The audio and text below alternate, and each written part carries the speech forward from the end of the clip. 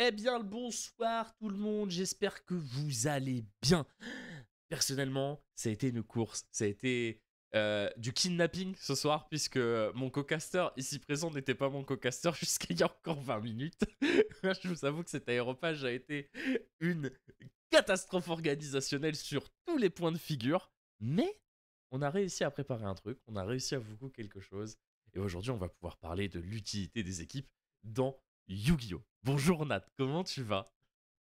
Bonjour, j'étais en plein stuff Wakfu, voilà, on va dire les termes. On était en train de faire du stuff sur Wakfu et là, papillon sauvage qui apparaît, qui m'a à moitié laissé le choix. Il m'a dit: «Tu le choix» avec un pistolet sur la tempe. J'avais le choix. Moi je ne force pas mes collaborateurs, je ne force pas mes teammates. Je lui ai juste dit, écoute, si tu as envie Nathanaël, tu peux venir avec moi, ça me fera très plaisir. Il est venu. Ouais. En plus, on va parler des équipes. Vous allez avoir des invités d'exception. Alors, sur ce format d'aéropage, vous n'aurez pas 4, mais 3 invités. Du coup, on va avoir des conversations qui vont être un petit peu plus longues. On va voir un petit peu comment ça va se passer. On le rappelle, aujourd'hui, le thème, ça va être est-ce que les équipes ont un rôle concret à jouer dans Yu-Gi-Oh! T'en penses quoi, toi, Nat, rapidement, comme ça, avant qu'on fasse venir les premiers invités? Non, Non. Point. c'est ça qu'on fait partie de la RS. Non, je pense qu'on va en revenir un peu plus tard. Ça a des avantages.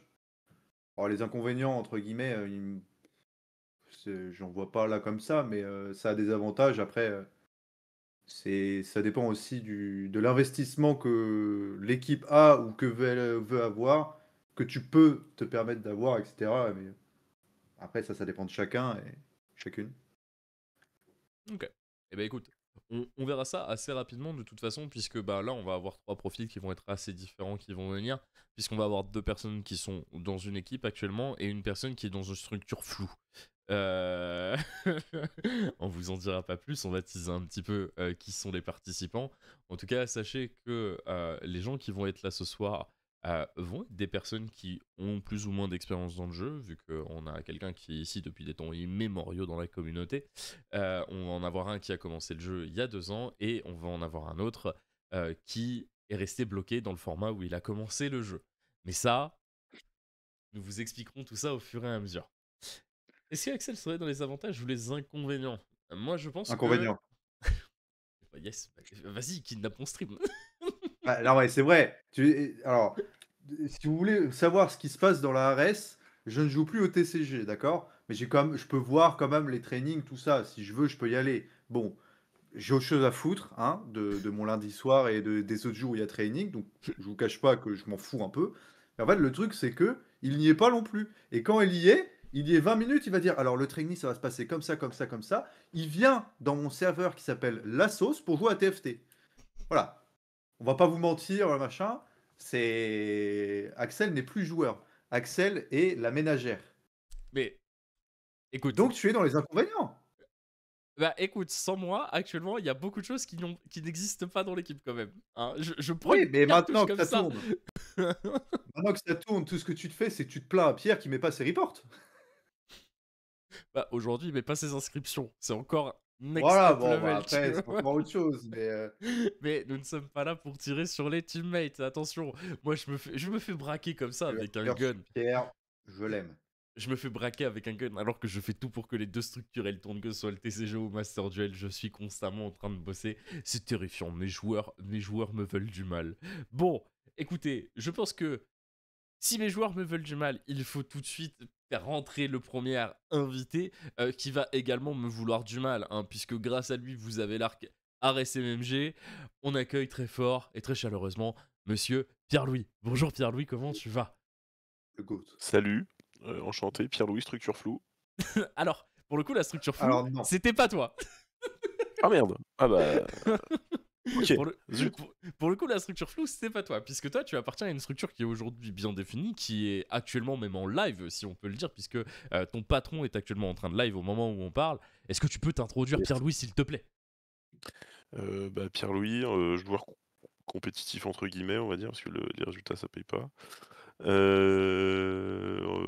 Joueur MMG et je joue à Paris, de manière générale. Ok. Toujours joueur compétitif moderne ou joueur Edison compétitif aujourd'hui? Plus Edison, j'avoue, après un petit peu de moderne, histoire de jouer un peu, quoi. Voilà. Alors, dernière fait en date de Pierre-Louis, on va pas se mentir, il faut rendre à César ce qui est à César. Top 16 championnat de France, beau parcours, arrêté malheureusement pour des raisons plus ou moins floues, disons ça, et qui t'a fait gagner un joli pari qui s'est lancé l'année dernière, qui aujourd'hui a mis un genou à terre à la plus grosse équipe de France, si on peut dire. Alors, la plus grosse équipe de France, non, son patron, par contre, ça, le plus gros capitaine de France, on peut le dire. Je vais y aller.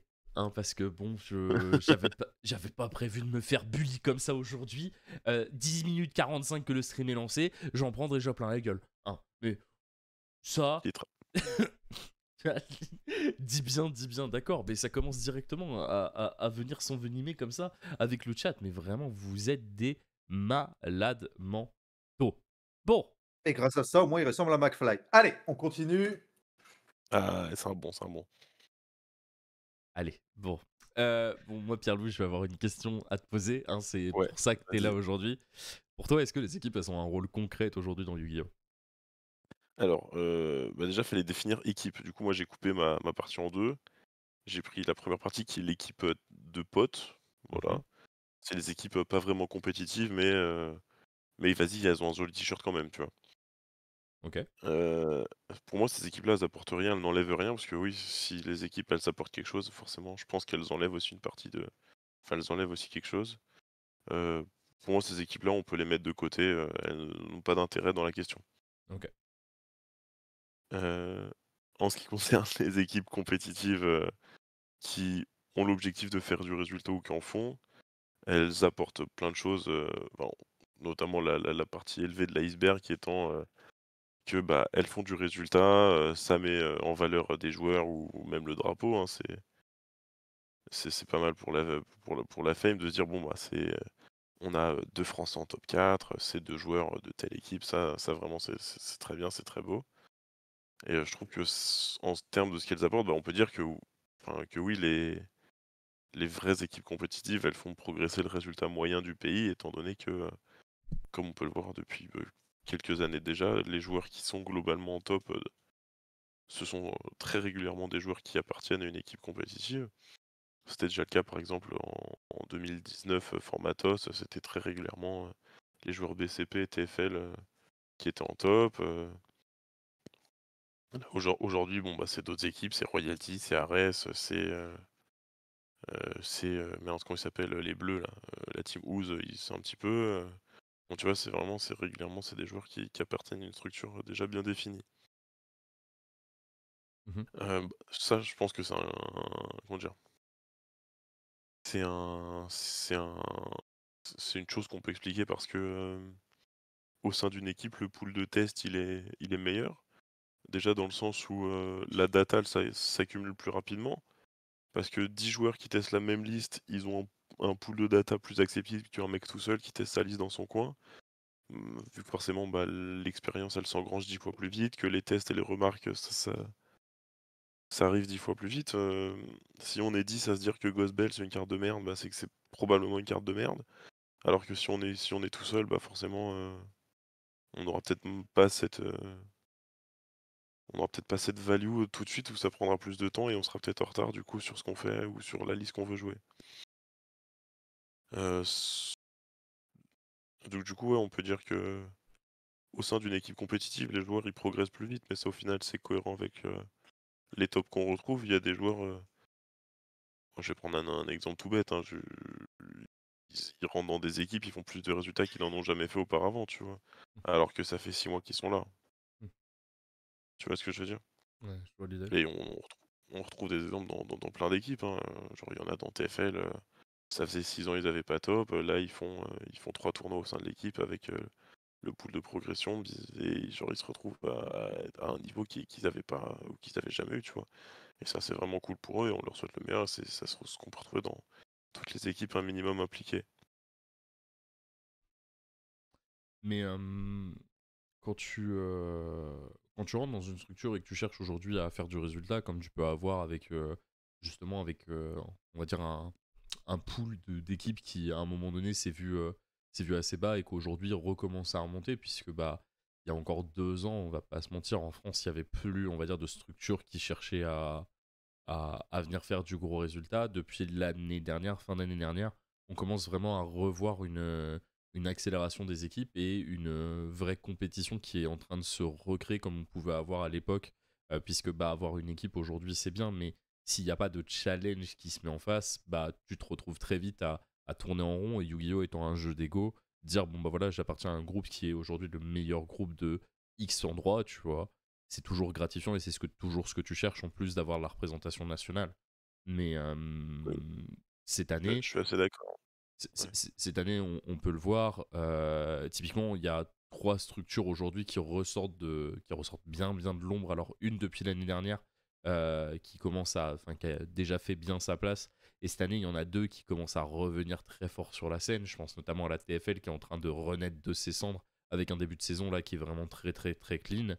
Et on a une nouvelle équipe qui s'est créée fin d'année dernière qui est la Odyssey qui commence aussi à faire des bons résultats. En plus de ça, on a la OG Snow l'année dernière qui s'est installée en mettant carrément un joueur au playoff. Aujourd'hui, bah, ces 3 équipes-là, moi je pense que c'est un peu j'ai pas envie de dire le futur, mais on va dire des grosses structures qui peuvent en devenir si les projets sont bien menés et si ça avance correctement. Après, il y a des projets qui sont, on va dire, les mémoriaux type la BCP qui sont là depuis 2018 et qui continuent d'évoluer, mais la BCP, c'est pareil, il y a des gros pics en haut, il y a des gros pics en bas. Le problème, c'est les joueurs et l'implication qu'ils veulent mettre, mais comme tu disais, bah, il y a 2 types d'équipes. Les équipes qui se veulent compétitifs et les équipes de potes. La BCP appartenant au deuxième groupe, donc qui est l'équipe de potes, se veut des fois un peu en dents de scie. Mais par contre, quand les joueurs décident d'y s'y mettre, vu qu'ils ont des capacités de joueurs qui sont hors normes, on se retrouve à avoir une équipe qui lead absolument tout un pays. Et je pense que pour l'image d'un pays et l'image d'une communauté, c'est important d'avoir des équipes qui peuvent justement tenir un étendard et dire bon bah regardez, on n'est pas ridicule quoi. Ouais, non, mais je suis d'accord avec ça, mais enfin, faut pas oublier aussi que Yu-Gi-Oh! C'est aussi un jeu qui est individuel Mm. et que même si une équipe en tant qu'équipe n'a pas de concurrence en face, les joueurs, ils en auront toujours, que ce soit déjà entre eux et surtout, enfin, avec les joueurs à l'international ou les joueurs européens, enfin, genre typiquement les Allemands, c'est des monstres, les Américains aussi, enfin, et tu dis bon bah même s'il n'y a pas d'autres équipes, d'autres bonnes équipes au niveau national, bah c'est pas grave en fait. Parce que bah ils auront toujours cette option de se motiver entre eux, de se booster entre eux, et au pire, même s'ils font 8 sur 8 en top cut, et bah c'est pas grave, genre, on sait qu'il y aura toujours de la concurrence en face, que ce soit dans ce pays-là ou dans un autre. En fait, On- aujourd'hui. Vas-y, je t'ai coupé. Non, non, c'est bon, c'est bon. Oh, t'as un truc à dire peut-être, Nat? Ouais, Vas-y. mais c'est plus pour revenir sur certains points à côté. Vas-y, vas-y. Euh, Tu disais qu'il y a peu d'équipes compétitives par rapport on va dire, à l'équipe de quartier, en mode des potes qui, qui forment une équipe et qui se disent compétitifs. Qu'est-ce qu'on appelle une équipe compétitive? Ah, pour moi, une équipe compétitive aujourd'hui, c'est une équipe qui se dit bon bah vas-y, on crée un groupe de potes qui va s'imposer une certaine rigueur pour pouvoir aller chercher du résultat et pouvoir mettre en avant ce groupe de joueurs. Pour moi, c'est ça une équipe compétitive aujourd'hui. Parce que je prends l'exemple, là je suis sur Athéna, tu vois, il y a des équipes que je ne connais pas du tout. Mhm. Mais par exemple, tu vois, je connais un peu la Météor. Pour moi, c'est une équipe compétitive. Je sais pas si je me fais comprendre. Alors, c'est pas spécialement la meilleure équipe compétitive, mais c'est des gens que je connais et qui, tu sais, c'est la but un minimum au jeu. Je sais pas si on peut les classer dans cette catégorie Moi, je parce pense que qu'il rentre un peu dans les deux. Enfin, tu sais, il y a une partie de l'équipe qui, voilà, qui se veut compétitive, qui a envie d'essayer de faire du résultat, mais est-ce qu'elle a la motivation de motiver, enfin, est-ce qu'elle arrive à motiver les autres? Ça, c'est une autre question. Puis je pense que, ouais, il y a une partie qui est un peu plus détente et qui Pareil, à pousse à trouver des contrario, quand on regarde les tops des équipes, donc on voit qu'il y a BCP, Ares et Royalty. Bah, dans ces trois équipes-là, j'ai l'impression que, même si c'est des équipes qui font beaucoup de résultats, j'ai l'impression que la Royalty et la BCP, c'est beaucoup des potes qui sont déjà de base très forts au jeu, qui plus l'aspect on veut gagner, enfin on veut gagner en compétitivement parlant, c'est on veut gagner pour le symbole qui est la BCP ou la royalty. Hmm. Je sais pas si je me fais comprendre. Développe un peu. Que la ARS, par exemple, alors même moi qui suis à l'intérieur, même si on essaye de faire en sorte que on soit une grande équipe, etc., ça fait plus. Oui, ça va être une grande équipe, mais si X est le meilleur joueur, on fera tout pour que ça reste le meilleur joueur, entre guillemets. Entre guillemets, hein. Et pourquoi ce serait pas le cas avec les autres exemples? Bah, c'est les impressions qu'on a des autres équipes. Genre, par exemple, la BCP, je prends Guillaume Marron, Ryan Jabri, Samir Bachar, tout ça, ils sont tous potes. Ouais. Mais genre vraiment potes. Nous, on est aussi potes, tu vois, mais c'est une amitié différente, tu vois. Tu rentres pas dans la BCP, voilà, c'est terrible ce que je veux dire. Tu rentres pas dans la BCP comme tu rentrerais dans la ARS. Alors, c'est vrai, mais c'est aussi parce que les projets de base sont différents, tu vois. Nous, de base, Voilà. on a créé le projet pour dire, bon bah voilà, on va Ah, créer une structure. Ouais, j'ai créé le Moi, j'ai projet rien fait, hein. en disant, bon bah voilà, on va créer un groupe de personnes qui sont bons au jeu, qui vont devenir meilleurs au jeu, et avec lesquels on va créer la meilleure structure française puis européenne si possible. Et à partir de là, derrière, il y a eu des amitiés qui se sont créées, et je pense qu'aujourd'hui, on n'a rien à envier à une équipe qui a un groupe de potes, que ce soit dans l'entente qu'on a avec les gens dans l'équipe. Juste, en fait, on sait que si aujourd'hui tu ne fais plus de résultats, nous, on est sur des sièges éjectables, tu vois. C'est la seule différence avec les autres équipes. Voilà. Du coup, est-ce que, du coup, la question, elle est retournée vers autre chose. Est-ce que finalement, une équipe compétitive, c'est pas plus le système de la RES que le système de la BCP ou de la Royalty ou de n'importe qui d'autre, au Bah, final? t'as un truc à dire là-dessus, PH, j'imagine? Bah, enfin, je pense que les 2 sont liables. Après si, il y a un groupe de potes, dont tous les potes sont, exceptionnellement bons, enfin, ça en fait une équipe compétitive par défaut du coup, mais je pense quand même que, enfin, le boulot derrière il est, enfin il est fait parce que je pense que ça charbonne pas mal, hein. Ils vont pas en tournant les mains dans les poches, quoi. Bah, en fait, le truc, c'est que je pense que la différence qu'il y a eu, c'est que à l'époque où des structures comme la BCP se sont créées, la BCP, il y a autant de personnes qui étaient bonnes au jeu que de personnes qui étaient là pour apporter un peu, on va dire, le côté fun. Et en fait, le gros avantage qu'ils ont eu, c'est que vu qu'ils ont été très bons au jeu, les groupes de tests de l'époque se sont faits entre personnes bonnes au jeu. Des amitiés se sont créées, derrière, ils sont entrés dans la BCP. Donc, grosso modo, le cercle d'amis qu'il y avait de base était le cercle des bons joueurs, et juste, bah, ça a fait un groupe de potes, ils ont fait un groupe, et c'est parti de là. Mais aujourd'hui, je sais que nous, au niveau de la RS, moi j'aimerais beaucoup chercher à professionnaliser la chose et essayer de créer, on va dire, une des premières structures avec bon, bah, voilà, un cadre et des objectifs qui sont très clairs vis-à-vis des joueurs et des attentes. Mais le but, c'est qu'aussi le côté humain soit rempli. Sauf que bah, moi, je ferai toujours prioriser le résultat on va dire au côté humain. Enfin, je prendrais pas quelqu'un qui est mauvais au jeu juste parce qu'on l'apprécie bien, tu vois. Enfin, ça, pour moi, c'est une mascotte et ça a pas sa place à être dans l'équipe, tu vois. Mince. Mais après, c'est comme toute chose, tu vois. C'est comment t'as envie d'axer ton équipe et c'est quoi le projet qu'il y a autour de ton équipe. La plupart des équipes Yu-Gi-Oh! Aujourd'hui se créent parce que, bah écoutez, on est des groupes de potes, on se prête des cartes, on va au tournoi ensemble. Pourquoi on fait pas un étendard et qu'on se déplace tous ensemble au même endroit et on dit, bon bah voilà, quand on gagne, c'est une victoire de groupe. Je pense que la plupart Mmh. des équipes Yu-Gi aujourd'hui, elles partent de ça, tu vois. Ouais, c'est sûr. Maintenant, aujourd'hui, si tu regardes ce qu'une équipe peut apporter dans le compétitif, euh, je pense qu'il y a des projets de groupe comme ça qui peuvent vraiment faire changer la phase du jeu. Et on l'avait vu au début de l'année 2019, de mémoire, quand les influenceurs étaient venus, bah, tout de suite, la structure sur laquelle les influenceurs se sont tournés, c'était la BCP. La BCP, la TFL qui avait été invitée sur le stream, sur même le cast du championnat de France qui avait été fait avec Brandon de la BCP à l'époque.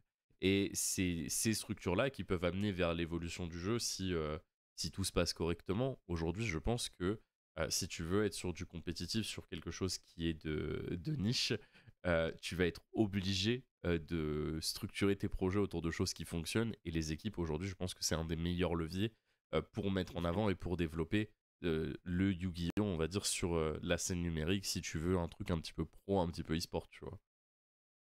Ouais, je suis assez d'accord avec ça. Et pour ça, je pense que les équipes, elles ont un rôle qui est capital à jouer, puisque dans Yu-Gi-Oh, en fait, aujourd'hui, une structure, c'est reconnu uniquement par la communauté et pas encore par l'éditeur, le distributeur ou absolument toutes les autres personnes qui pourraient jouer. Aujourd'hui, une équipe n'a de valeur pour personne dans Yu-Gi-Oh, tu vois. Si ce n'est pour la communauté et les gens qui en font partie. Alors, Plus peut-être pour les gens avéré, qui font partie que je la sais pas pour communauté, la je pense, mais MMG, excuse-moi de t'avoir coupé. Je sais pas pour la MMG, mais par exemple, nous, hors France, les joueurs Ares n'ont pas le droit de porter leur maillot en stream. Pour la plupart. Quand c'est Konami qui organise. T'es Donc, obligé de le cacher. YCS, Europe. Ouais. Et il y a des problème, fois où ça stream. passe. Donc, je pense que ça dépend, il tombe sur qui comme judge. Mais beaucoup de fois où ça passe pas, tu dois mettre un gilet ou un truc comme ça. Et mais je crois que même maintenant, ils ont des vestes à l'arrière. Hmm. T'avais peut-être un truc à redire par-dessus PL. Non, nous on n'a pas ce problème parce qu'on passe jamais en stream, donc j'en sais rien, mais Un joueur peut être mais bon. Alors, attends, il y a un message dans le chat. Un joueur peut être bon, mais fait pas de top, qui peut être aussi intéressant pour une équipe aussi. Je pense que chacun a ses points forts et ses points faibles dans le jeu. Ah, pourquoi niveau t-shirt? Parce que en fait, au niveau des maillots, vu que nous on a des sponsors dessus, je pense que tu ne peux pas les diffuser sur les streams de Konami. Euh, mais aujourd'hui, Yu-Gi-Oh! En fait, vu que c'est un jeu qui se joue à Lego, les seules choses qui font que tu vas t'intéresser à une personne, c'est les résultats qu'il va faire sur l'année. Et aujourd'hui, vu qu'il y a de plus en plus de personnes qui regardent du Yu-Gi-Oh, tu vas regarder des personnes qui topent de façon régulière. Et on l'a vu avec l'émergence de certains profils qui aujourd'hui sont reconnus parce qu'ils ont énormément de top. Bah, tu regardes un Samir, tu regardes un Gab, tu regardes un Marron, tu regardes ces gars-là, en fait, c'est des gars qui, vu qu'ils topent régulièrement, c'est des noms qui reviennent souvent à la bouche des gens, c'est des noms que ou sur lesquels tu vas tout de suite te retourner quand tu vas vouloir créer une decklist, une deck profile. Euh, Parce que c'est des personnes que tu connais. Et c'est ces gens-là, souvent, qui vont t'introduire au compétitif. Genre, quand tu regardes Zulu qui faisait le club Yu-Gi-Oh! À l'époque, quand il a fait ses premiers tournois, bah, les premières personnes qu'il a invitées, c'était qui? C'était Gap, c'était Marron, c'était Samir. Et c'était des champions qui, à l'époque, faisaient du résultat, type Nefti, Steve, Nicolas Lacorne. Et ces personnes, il y avait Léo même qui avait été invité à l'époque, c'est pour vous dire. ils invitent les anciens, hein. Mais Wesh. Léo sur Burning Abyss, c'était quelque chose, hein. je savais même pas qu'il avait joué BA. Moi sur DB, je veux ça, hein. Alors, qu'est-ce que ne joue pas Léo sur DB? C'est plutôt ça qu'il faut dire. C'est plutôt ça la question. Maintenant, aujourd'hui, je pense que les structures en 2025, elles ont un rôle qui est beaucoup plus important à jouer, puisque on arrive dans une ère où le jeu a une évolution et a un stade qui euh, peut très très vite passer sur un côté de la balance où le TCG peut devenir un véritable phénomène e-sport, entre grosses guillemets, et connaître une évolution qu'on a toujours peut-être attendu, toujours voulu. Quand tu regardes les prods qui sont mis en place par Konami, quand tu regardes de plus en plus de gens qui regardent les events TCG, quand tu regardes les scènes qui sont mises en place par exemple par Pokémon TCG où tu as littéralement tout le fil qui est en interaction sur écran géant avec les joueurs qui sont en plein milieu, bah tu te dis que le TCG il a des beaux jours devant lui. Et si aujourd'hui tu veux faire briller ça, bah c'est en amenant du résultat et en pouvant dire bon bah regardez, nous ce qu'on fait aujourd'hui c'est ramener du résultat, ça génère tant de reach et avec ce reach bah, on peut mettre en place des mises en avant, ces mises en avant créer du financement et ce financement permet de développer encore la structure de ton jeu et de commencer à dire bah gentiment on arrive vers de la professionnalisation, essayer de récupérer des budgets, essayer de créer des événements qui peuvent mettre en avant justement le jeu. Et en fait, c'est un cercle sans fin. C'est plus tu vas faire du résultat avec ton équipe, plus tu vas créer de la visibilité. Et cette visibilité peut emmener le jeu vers le haut. Et ça, on l'a vu avec l'arrivée des créateurs de contenu qui étaient Doc7, David Lafarge, Xari, Zulu à l'époque. Bah, le jeu, je suis désolé, mais en 2017, il faisait 500 personnes au championnat de France. 2 ans plus tard, il en faisait 1200. Bah, tu doubles pas quelque chose. Enfin, tu doubles pas la population d'un event qui est certainement le plus grand event de l'année, sans que tu aies eu une médiatisation de fou, tu vois. Et aujourd'hui, quand tu te dis on remplit un CDF à 2500 personnes en 12 heures, bon, c'est que ça a continué à aller dans le bon chemin, c'est que ça continue à aller dans le bon chemin. Et je pense qu'à un moment donné, ils essaieront de faire un CDF où on va pas avoir de limite hypothétique et où on va se dire, bon, bah, combien de personnes on peut ramener au championnat de France. Et ce jour-là, déjà, on va commencer à avoir un capage qui va être un peu plus intéressant. Mais aujourd'hui, des events à 3-4 000 personnes, c'est des trucs que tu vois sur des concerts. C'est des zéniths. Enfin, je sais pas si on se rend compte de ce que ça représente, 2500 personnes aujourd'hui. C'est un truc de fou. Il y avait un autre point que je voulais aborder rapidement aussi. Vas-y. C'était enfin, en termes d'impact, du coup, c'est l'impact d'une équipe compétitive sur le joueur moyen, le pélo de base, le standard. C'est c'est un truc que j'ai remarqué, enfin, on est plusieurs à l'avoir remarqué, c'est sur Paris au fil des années. Je vais prendre une boutique type dont je ne citerai pas le nom, mais qui se situe dans Paris, ou qui était, il y a quelques années, qui était beaucoup fréquentée par les gros joueurs compétitifs parisiens. Donc c'était pas rare que tu fasses ton après-midi là-bas et que dans le même tournoi local, tu tapes, enfin, tu joues contre Gap, contre Marron, contre Enchabri, contre vraiment des gros noms de l'époque, Mhm. qui sont toujours hein, pour certains, mais et fondamentalement parlant, en jouant contre ces gens-là, où le niveau moyen, il s'élevait au fur et à mesure, parce que forcément, tu sais, il y a toujours la frustration de ne pas pouvoir gagner, la frustration de se dire putain, je suis faible. Et, Mhm. et donc, forcément, la présence de ces joueurs-là au local faisait que les joueurs progressaient. C'était la même chose pour Lohan, pour machin. Ils apportaient quelque chose.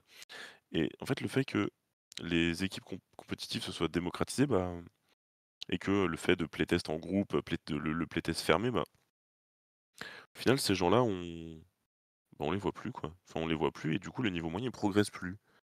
Parce que, au final, les joueurs stagnent vu qu'ils se jouent toujours entre eux. C'est toujours les mêmes têtes qu'on affronte, mais c'est des têtes de notre niveau. Enfin, d'un niveau normal. Donc ces joueurs moyens, ils progressent plus. En plus, la data, elle circule plus du coup parce que, bah, forcément, quand, ces joueurs-là, ils venaient, qu'ils avaient une avance sur le pélo de base, bah, tu regardais ce qu'ils faisaient, tu essayais de t'adapter, puis tu trouvais des choses, tu regardais de nouveaux trucs. Enfin, tu t'ouvrais à d'autres idées. Et en fait, je pense que donc ouais, c'est les équipes compétitives, elles ont un impact qui est très intéressant sur les joueurs qui en font partie et qu'elles fréquentent. Parce que bon, c'est une équipe, elle ne teste pas qu'entre elles, hein, elle teste avec, d'autres joueurs, enfin, ça arrive que ça teste avec d'autres joueurs d'un cercle un peu plus fermé. Mais, je pense qu'elles ont un impact négatif sur, bah, sur le niveau moyen du joueur lambda parce que, bah, si ce joueur lambda, il avait auparavant accès, à des joueurs, meilleurs qui topent régulièrement, bah, aujourd'hui, c'est plus le cas et du coup, bah, je pense que, ouais, ces équipes-là, elles ont un peu enlevé la faculté de progresser d'un joueur normal et du coup, bah, ce joueur-là, ouais, il doit se forcer à pratiquer sur d'autres plateformes, à son local, quoi et je trouve ça dommage pour le joueur, moyen. Alors, Après, voilà, c'est je, je, je voulais peut-être dire un truc, Nat. Ouais, non, donc c'est tu bon. veux Vas-y. dire grossièrement que une équipe, en fait, c'est aller en local, enfin, un local où il y a quand même quelques joueurs compétitifs, peut aider le nouveau joueur, entre guillemets, à s'améliorer plus vite, mais Mmh. qu'au bout d'un moment, il va être bloqué parce que, entre guillemets, garde les techniques pour soi. Non, c'est pas ce que je voulais non, je pense que enfin, vu que les gros joueurs des grosses équipes ne fréquentent plus les locaux, le pélos de base ne progresse plus. C'est ça que je veux dire. Ok, Ouais. Et alors, moi, du coup, tu vois, là, le parallèle se fait avec d'autres, on va dire d'autres sports un peu plus lambda, mais si tu regardes aujourd'hui, quand tu commences du foot, quand tu commences tout ça, t'es avec des gens de ton niveau, et plus tu progresses, plus tu vas monter dans les steps. Tu vas pas aller à, je sais pas, tu vas pas aller à Clairefontaine pour pouvoir jouer tout de suite contre un Mbappé ou contre quelque chose comme ça. Et je pense que dans Yu-Gi-Oh, en fait, on a un jeu qui est plutôt accessible à ce niveau-là, c'est-à-dire que de temps en temps, les gros joueurs aujourd'hui, je pense qu'ils vont moins en local, c'est vrai, parce que tu continues à tester avec tes, on va dire tes mates et Tutti Quanti, mais c'est pas pour autant que tu vas t'arrêter totalement d'aller en local. Tu vas pouvoir aller affronter des gens de temps en temps parce que ton local va organiser un Winnerbox, va organiser quelque chose, et tu vas pouvoir jouer contre des mecs qui sont relativement bons.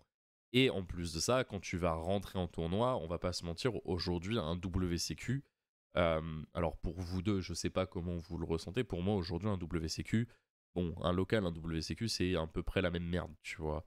C'est plus sur ça que ça se joue au niveau où on a envie d'aller taper, d'aller taper au niveau des grosses équipes. Et en fait, toi, en tant que joueur, on va dire lambda, aujourd'hui, les WCQ, c'est un peu ton Graal. C'est par ça qu'on a tous commencé, et c'est par ça que tes premières estimes de toi-même en disant putain, j'ai réussi mon premier top régio, bah c'est ça que tu cherches à avoir. Et tu peux toujours croiser ces joueurs dans ces moments-là, et c'est eux qui vont créer, on va dire, tes premiers remparts sur l'accessibilité à tes premiers tops, parce que bah, les joueurs que tu vas croiser en top table sur tes fins de round, à partir de ta round 6, 7, 8, on va dire, bah, c'est des mecs qui touchent un peu de la carte. On va pas se mentir, tu vas pas avoir eu une run sans que tu vas taper un ou deux bons joueurs sur un régio classique, peu importe où tu vas, à partir du moment où tu es, on va dire, au-dessus de Bordeaux aujourd'hui, tu vas obligatoirement croiser un bon joueur, et même quand tu es dans le sud aujourd'hui, bah, le sud a son vivier d'excellents joueurs. Tu vas à Nîmes, tu vas te taper un Lancelot, tu vas du côté de Lyon, tu vas te taper un Samir. Voilà, tu as une chance pas nulle de tomber contre un gros joueur. Et je pense que bah, aujourd'hui, ça se fera en WCQ et plus en local comme ça pouvait être à l'époque. Ouais, je Pour, suis complètement d'accord avec ça, mais enfin, il y a une différence entre progresser parce que tu as joué contre un bon joueur une fois et progresser parce que tu as joué contre un bon joueur 25 fois, tu vois? Hmm. alors Genre, si tu pour, joues contre un joueur moi, meilleur 2 fois par j'ai semaine, peut-être genre, tu aussi, progresses dans vite. Attends, un truc qui att- ouais? attends, je le laisse finir et après je te laisse rebondir dessus. Ah, Non, ce que Vas-y. je disais, c'est que si tu joues contre un bon joueur, genre 2-3 fois par semaine, tu progresses plus vite que si tu le croises une fois par mois en régio, si tu le croises dans les rondes. Hmm. Mais après, Et le fait de pouvoir enregistrer la data et de mettre ça de côté, tu vois? Tu peux pas le faire en régio parce que tu es concentré sur ton truc. Alors qu'en local, tu dis: «Bon, bah, je sais pas, j'ai pris Delta», genre, exemple typique, la semaine d'avant le championnat de France, tu vois? Genre Delta, il était dans vraiment très peu de listes.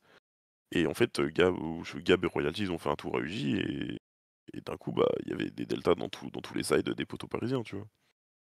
Et mais, moi qui étais pas là cette semaine-là, je l'ai pas vu et quand j'ai pris mon premier Delta du CDF, je l'ai regardé flou, quoi. mais après, tu vois, ça c'est aussi des choses qui.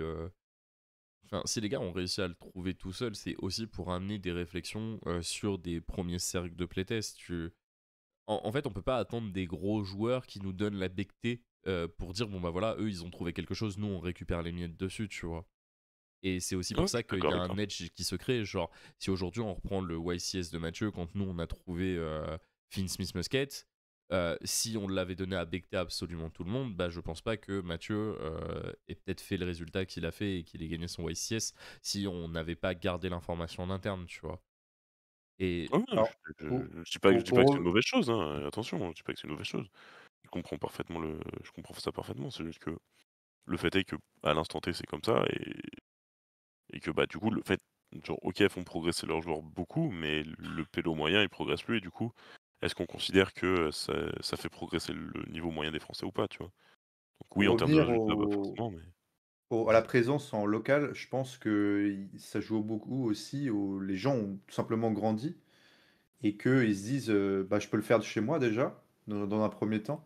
Et bah, si on compare à, par exemple à 2018, 2019, bah, il y en a beaucoup, même des gros joueurs compétitifs qui étaient étudiants, qui en avaient un peu rien à faire de leur étude, même s'ils les ont passées normal, bah, ils se disaient j'ai un peu plus de temps, etc. Et que maintenant ils ont grandi, ils ont un travail, peut-être même une vie de couple, peut-être même plus pour certains.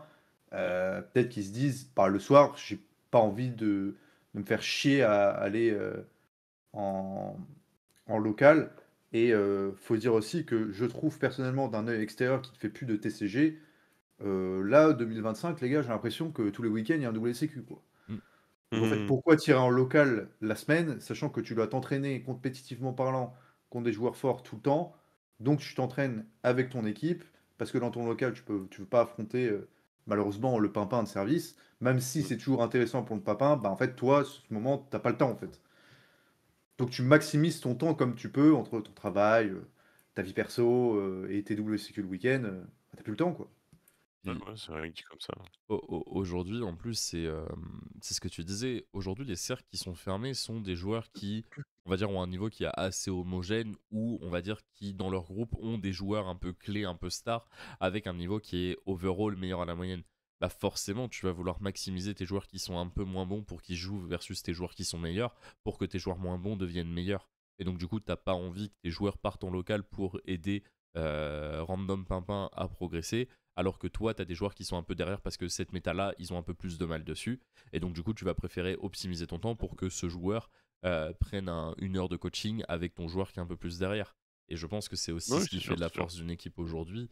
Là où, à l'époque, bah, on s'en foutait un peu dans le sens où tout le monde était copain et t'avais une team, bon, à l'époque, on va pas se mentir, 2018, t'as eu des trucs qui étaient sympas avec les teams, mais la gueule des équipes qu'on avait à l'époque, c'est pas ce qu'on essaye de faire aujourd'hui. Aujourd'hui, c'est, allez, on va dire depuis 2-3 ans, c'est rare qu'un Français gagne pas un major ou se qualifie pas sur les Worlds, les Playoffs ou quelque chose qui soit intéressant, là où à l'époque c'était un petit peu plus rare.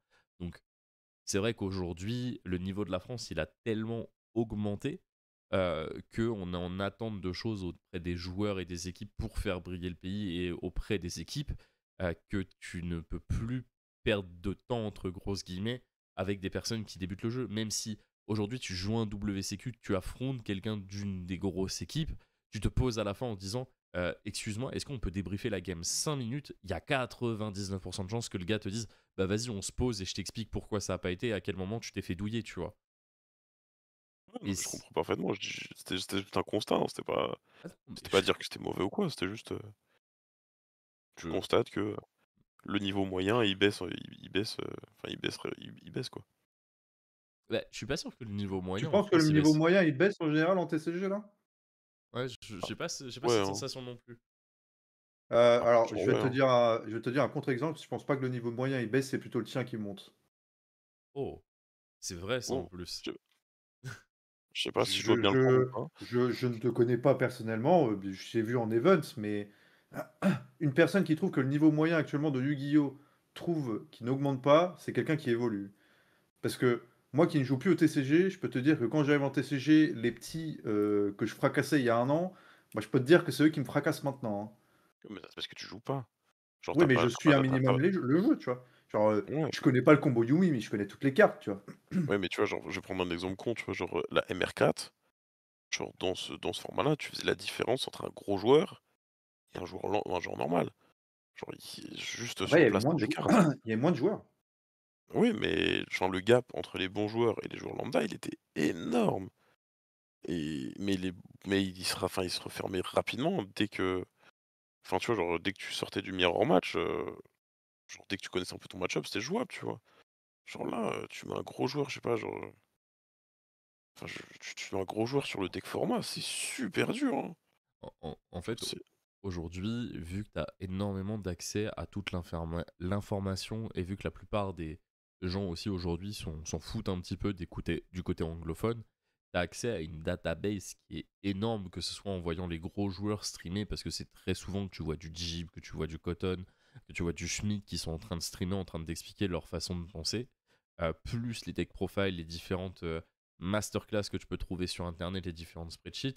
Moi, je pense que le niveau moyen, il a vraiment augmenté. Juste les joueurs qui se veulent compétitifs ont des méthodologies qui sont tellement rodées aujourd'hui pour apprendre un format et pour comprendre comment tu joues une méta qui ont encore de l'avance vis-à-vis des joueurs lambda. Mais je pense que le niveau moyen a vraiment augmenté.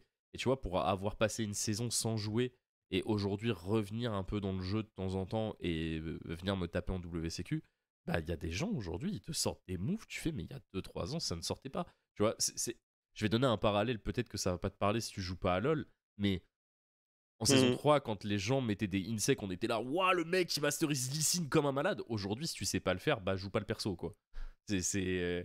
Et je pense que le niveau moyen, tu vois, il a fait un peu pareil. C'est que tout le monde aujourd'hui a eu une évolution de fou dans le jeu. Le niveau moyen est devenu vraiment plus élevé parce que Yu-Gi-Oh! Je pense que ça sera le TCG compétitif par excellence. Et donc, du coup, bah forcément, on a des mécaniques qui sont un peu plus demandantes. Quand tu regardes la méta Yumi, Dracotail, Canine, là, avec le nouveau format, bah c'est des interactions qu'on avait perdues depuis un moment. Tu vois, c'est vraiment du joueur qui se tape sur le coin de la gueule vraiment fort. Et je trouve Ouais, que ouais. ça, tu vois, ça récompense les mécaniques players qui sont vraiment bons et qui arrivent à avoir un ou deux coups d'avance sur le gars. Et je trouve que le niveau vraiment a augmenté. Et ça, c'est dû parce que bah, les gens ont commencé à avoir des méthodos et que les équipes ont commencé à relever le niveau en disant bon, bah voilà, nous on a travaillé ça comme ça, comme ça, comme ça. C'est quoi le chemin de pensée que vous avez eu? Bah, si t'as une équipe qui stream, tu poses la question, ils te l'expliquent, derrière tu l'adaptes et eux l'ont aussi adapté parce que s'ils te donnent l'info, c'est que eux sont déjà à la step d'après, tu vois. Ouais, OK, je vois. Bon après c'est peut-être ma perception qui pise aussi, hein, c'est possible aussi, hein, mais Bah, après, je sais pas, moi j'ai vraiment l'impression que aujourd'hui, on va dire, le compétitif a augmenté en termes de niveau. Et je pense que, là, tu vois, je vois dans le chat, ça dit la puissance des decks a augmenté, le niveau reste le même. Je suis pas d'accord avec ça. Je pense que les niveaux de decks ont augmenté, mais la difficulté pour jouer les decks a aussi drastiquement augmenté. Et aujourd'hui, tu peux pas. Tu prends un deck cash de l'époque, tu le prends en main très très facilement. Tu prends un deck Yumi aujourd'hui, je suis désolé, tu ne peux pas arriver en tournoi, prendre ton deck Yumi et improviser sur place. Ce n'est pas possible, ça ne marche pas. Et ça, c'est un truc qui aujourd'hui est réel, je pense, pour le jeu, tu vois. Et merci pour le raid d'Aradik. Aradik, c'est ça, j'ai bien lu le pseudo. Mais voilà, ça après, c'est que mon avis. C'est une question de perception, on va dire. Ouais. Bon, après, c'est peut-être aussi dû au fait que, bah, genre, enfin, à l'époque, tu sais, je faisais partie du pimpin de base et que, genre, je me suis senti progresser au contact bah, de ces joueurs-là. Et du coup, aujourd'hui, bah, comme ils sont plus là, genre, vraiment, tu sais, je me dis, bah, genre, à l'époque, genre 2019, enfin, aller gagner une display UJ, ça voulait dire quelque chose, tu vois. Hmm. Là, Ah. Moi, je te Et- dis, mais- tout le monde peut le faire, quoi. je pense que bah, déjà, tu vois, t'as fait un top 16 au France, ça ne se fait pas par hasard un top 16 France. Genre, que tu fasses un J2, ça peut se faire par hasard. Dans certains cas, un top au France, ça peut se faire par hasard aussi, tu vois. Mais quand t'arrives Ouais. sur ces strates-là, de top 16, top 32, top 8, ce n'est pas. Je pense que le tri, il est bien fait en amont. Genre, t'as joué 15 rounds, ça veut dire que t'as un win rate de à peu près 80%. T'arrives pas là par hasard, tu vois. Surtout quand c'est pas la première fois que tu le fais et que t'as eu des events sur lesquels t'as été régulier 15 avant. rondes maintenant. Oh là là. Non, mais même à l'époque, tu vois, parce que t'as 12 rondes pour faire ton G2. Bah, 64, 32, 16, tu rajoutes 3 rounds, donc t'es à 12 plus 3, donc t'es à 15 quand tu sors en top 16. Ouais. Ouais. Ouais, puis j'aurais dû passer en top 8, mais bon, Mais ça, c'est une autre histoire. pour un autre jour. Et bah écoute, mon PL, on arrive sur la fin de ton passage. Bah ouais. Et puis je vais laisser la place au suivant, hein. Ouais. Mais avant ça, est-ce que t'as des petits shout-outs à faire? Non. Bah, merci PL. Ça a été un plaisir de t'avoir en stream avec nous. Vas-y, au plaisir. Et puis bah, merci de ton passage, j'espère que t'as passé un bon moment. Et Je trouve puis, toujours mon field center, hein. c'est vrai qu'on doit te faire le Field Center Bandeur d'Ares. Mais on te, on va s'arranger, on va s'arranger, on va s'arranger. Et bah écoute mon Vas-y. petit PL, je te souhaite Ouais. une bonne soirée, je te fais des bisous et merci à toi pour Bah ton vas-y, toi passage. aussi. Hop. Bon, écoutez, mesdames et messieurs, techniquement, on était censé avoir un invité juste après qui ne pointe pas le bout de son nez. Donc, je vais commencer à l'enculer. Mais, vu qu'on a toujours un atout dans sa poche, la personne qui devait passer en dernier va passer maintenant afin de pouvoir continuer ce petit débat. J'espère que ça vous plaît, en tout cas, et que le débat sur les équipes est intéressant. Pour l'instant, ce premier passage, je l'ai trouvé vraiment très pertinent et c'est vraiment très très cool à avoir. Les decks ont tous des cartes comme Circular, etc. À l'époque, il fallait jouer un minimum. Je te dis pas que c'est moins bien, mais il faut mettre les choses au clair quand même. Alors, t'as toujours aujourd'hui des one card combo, mais quand tu regardes les one card combo Yumi aujourd'hui, bah, comme si c'est pas un Circular, tu vois. Le nom digne d'un Mario, c'est vrai. Circular sur Master Duel, c'est une Link 6. Ok. Simplement. Circular est une Link 6. Mais après, il y a toujours des cartes qui sont abusées. Enfin, aujourd'hui, tu prends X, tu prends Dorma, c'est des cartes, tu fais bon bah. Rip quoi. Oh non, arrête, j'en ai Rip. marre. Mais par contre, à côté de ça, aujourd'hui, tu regardes des cartes comme Izuna, comme Cupsy et comme Faimena, bah quand tu les lis, tu dis ouais, t'es obligé d'être armé un peu à côté pour pouvoir jouer, mine de rien. Donc, à voir un peu comment ça va se faire. En vrai, je veux me mettre au TCG, mais on commence par où? Parce que je peux craquer un PEL pour acheter un deck méta, mais bon. Je pense qu'aujourd'hui, quand tu commences le TCG, on en avait parlé dans un ancien aéropage que je t'invite à aller voir sur la chaîne replay, tu fais un point d'exclamation replay, où on avait dit est-ce qu'aujourd'hui reprendre Yu-Gi-Oh c'est compliqué? En fait, aujourd'hui, commencer Yu-Gi-Oh c'est plus long que compliqué. Et quand tu reprends la méta quand c'est comme ça, tu dois prendre tes 3 mois pour bien étudier le format et savoir où tu veux te lancer. Moi, ce que je te conseille, c'est d'attendre une sortie d'un nouveau deck majeur. Parce qu'en général, tu prends les decks de la méta actuellement, donc Dracotel, Yumi et K9, techniquement, c'est pas censé être touché pendant, on va dire, 6 mois, 6-9 mois. Grosso modo, c'est l'idée. Et tu vois, quand on va me dire, bah regarde, Kanaï, ça a été touché. Non, c'est Vanquish qui a été touché. Tu vois, si tu prends Yumi, aujourd'hui, le deck, il a pas encore été touché. Obédience, c'est une vieille carte, ça n'a pas été touché. Euh, Donc, moi, ce que je te conseille, c'est d'attendre la sortie d'un deck, on va dire, qui soit bon d'une première sortie. Et tu peux être sûr que bah, ton deck, il va être rentabilisé sur 6 à 9 mois. Même si entre deux, tu vas prendre une banne dessus si le deck est vraiment bon. Ouais, Voilà. le truc, c'est que si tu commences le TCG, acheter un deck méta, si t'as pas spécialement plus que ça les moyens d'investir, c'est compliqué, hein. Ton deck, ouais, comme il dit Axel, ça va être banni et ça va pas être très fun, quoi. Vrai, si t'as de l'argent à perdre, tu fais ce que tu veux, hein. Il y a toujours mon Après, PayPal qui est dispo si besoin, mais Après, tu peux toujours commencer à acheter les staples parce que ça, c'est des choses qui ne vont pas être perdues, tu vois. Tu veux commencer à retourner un peu dans le TCG, tu commences à acheter tes staples pas trop chers, tes H, tes Veiler, tes Imperm, tes Impulse et tout ça. Dès que tu vois une bonne affaire, tu les achètes. Et quand tu t'arranges pour avoir un cercle de potes qui t'autorise les proxys au début, et tu joues avec des proxys avant de voir le deck que tu veux acheter. Et terminé. Et en fait, dans un premier temps, si tu arrives à avoir un groupe de potes qui peut te dépanner les cartes, ça peut aussi très bien faire le café en attendant justement les sorties, comme je te disais, pour pouvoir commencer à acheter ton propre deck à toi-même. Bon, Mitsu n'a pas été touché malheureusement. Mais Mitsu aujourd'hui, je sais pas combien ça coûte, mais il me semble pas que ça coûte excessivement cher. Bref. même moi, je l'ai. Ok. Bon, mesdames et messieurs, on va accueillir le deuxième invité. On va accueillir monsieur Police, monsieur Filou. Comment ça va la filouterie? Kaku Kaku. Mais ça va très bien et vous? Bonjour au live. Mais ça va très bien, Bien, ça, bon. ça va très bien. Tu devais passer à la fin, tu vas passer en sandwich. Hein, je suis désolé. Il y a pas de Euh, souci, il y a pas de souci, t'inquiète, j'ai un grand pouvoir d'improvisation. fantastique parce que là, on va en avoir besoin. Bon, Filou, parle-nous un peu de toi. OK, je me représente comme la dernière fois, c'est ça à peu près? T'es jamais passé Ou dans les cette autres? émission, arrête de mentir. Tu mens et je peux même te dire exactement laquelle. Vas-y, représente-toi parce que forcément, il y a des gens qui étaient pas là le dernier coup. Évidemment, évidemment. Bah, bonjour à tous, donc je suis Filoupolis. Je suis un dueliste qui a commencé le jeu il y a maintenant 2-3 ans. Donc je suis du côté de Nantes. Hem, j'ai As-tu? commencé du coup pardon? Oh, je suis à côté. Ça marche. OK, bah, pas de souci. Donc j'ai commencé à peu près du côté de Nantes, j'ai commencé à faire mes tops, enfin quelques tops, un petit peu sérieux, bah, l'année dernière. Je continue un peu, à tryhard. Je joue compétitivement maintenant depuis 1 an, heu, 1 an ou 2, même un peu plus, oh je sais plus, le temps passe si vite. Hem, j'ai récemment d'ailleurs, rejoint une équipe que j'ai même aidé à fonder d'ailleurs, qui est la Ascend. Type que vous Hem, pouvez retrouver sur qui Athéna qui d'ailleurs. me Ouais, c'est put il fait j'allais lui faire la Fort. passe D, mais il m'a devancé, Oh, il il est est fort. fort, il est fort. Il est Voilà, très fort. voilà. Si vous voulez savoir qui est quel team, point d'exclamation Athéna. Voilà. C'est ça. À côté, j'ai pu travailler notamment avec d'autres équipes, je pense notamment aux petites dédicaces à la Météor, je pense aussi éventuellement bah, à mon ancienne équipe qui était l'Atlantic Dragons.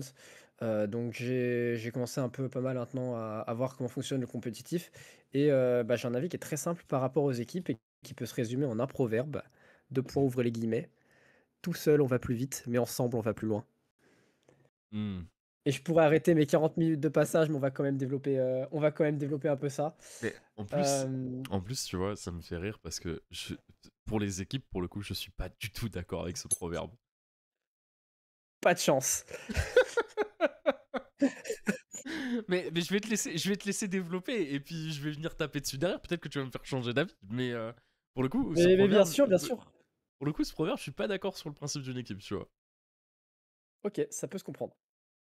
Mais vas-y, Eh je ben t'en prie. écoute, je vais commencer du coup un peu argumenter un petit peu pour parler de ça.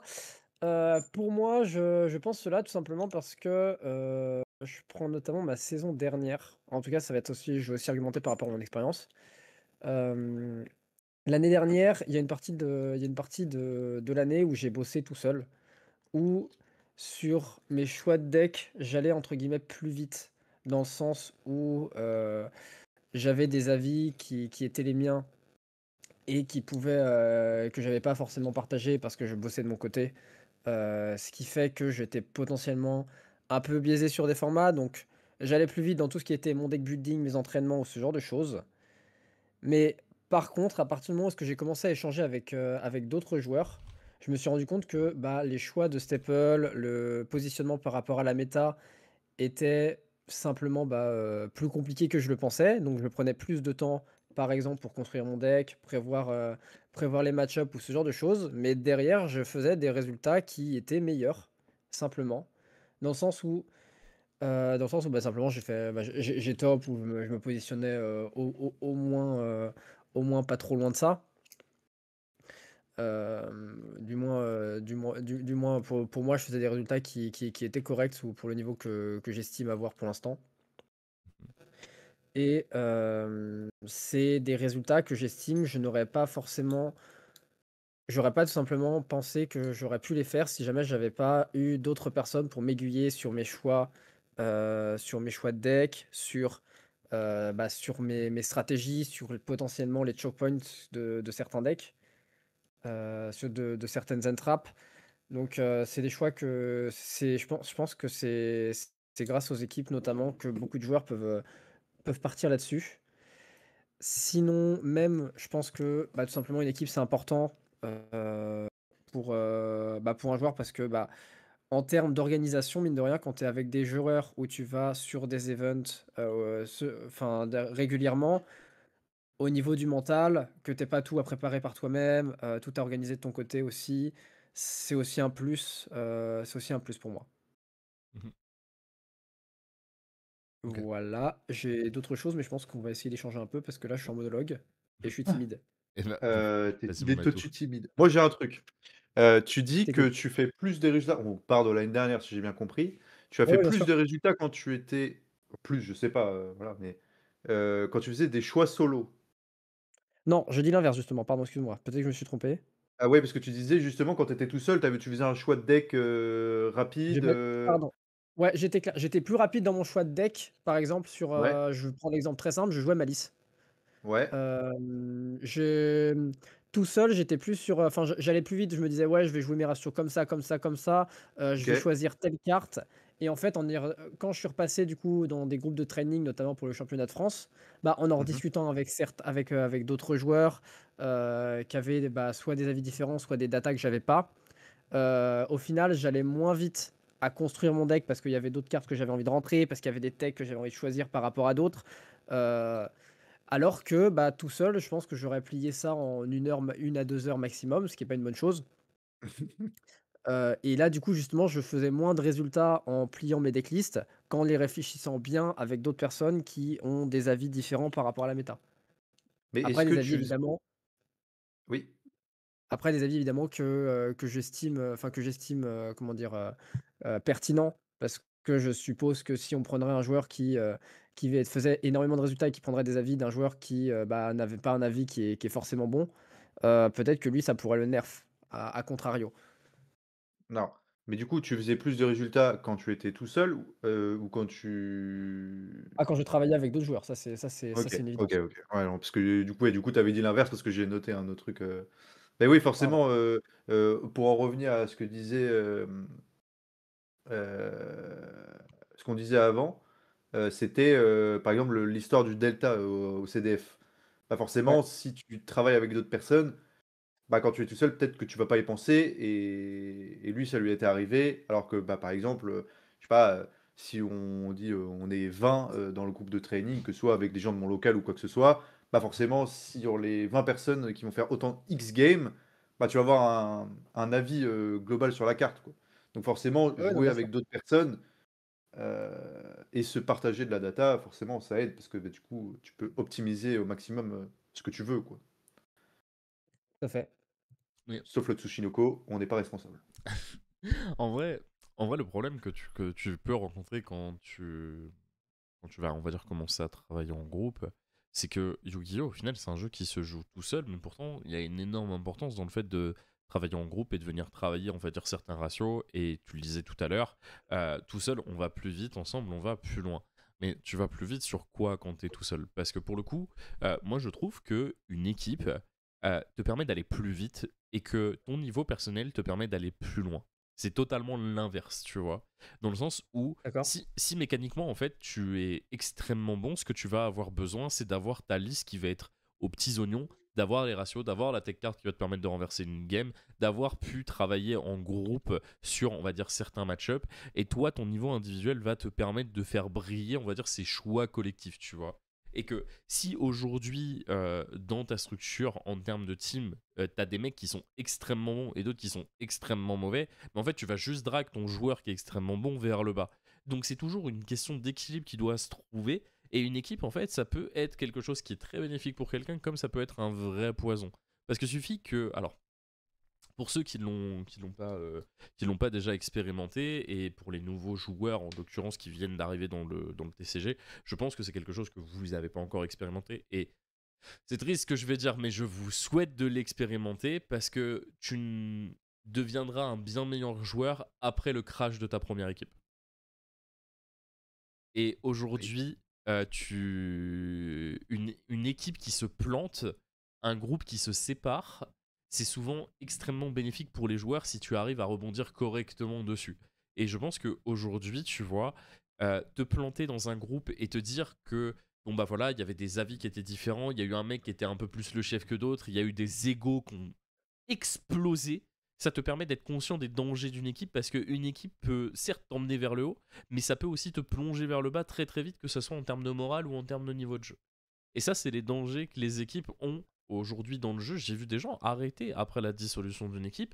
Euh, Personnellement, j'ai perdu des gens que je considérais comme des frères après l'explosion de ma première team, tu vois. Et ça m'a fait vraiment Bon. du mal. Mais aujourd'hui, tu vois, quand je me dis que cette expérience, elle m'a permis de construire le projet qui est aujourd'hui la ARS, bah, tu vois, bénéfique. Parce qu'on a su rebondir dessus. Mais t'as des gens qui ne se remettront jamais en question et qui stagneront. Et c'est, je pense, que grâce à ça aussi, grâce à des explosions de team et à des gens qui, enfin, des gens qui arrivent à rebondir après ça, on a aujourd'hui certaines des meilleures équipes en France. C'est vrai que, petit aparté, mais je n'ai jamais fait autant de résultats depuis que ma première équipe a explosé. Mais en fait, une explosion de team, ça peut être bien géré. Genre, je pense notamment à la The Outsiders, qui avait très très bien géré sa fin.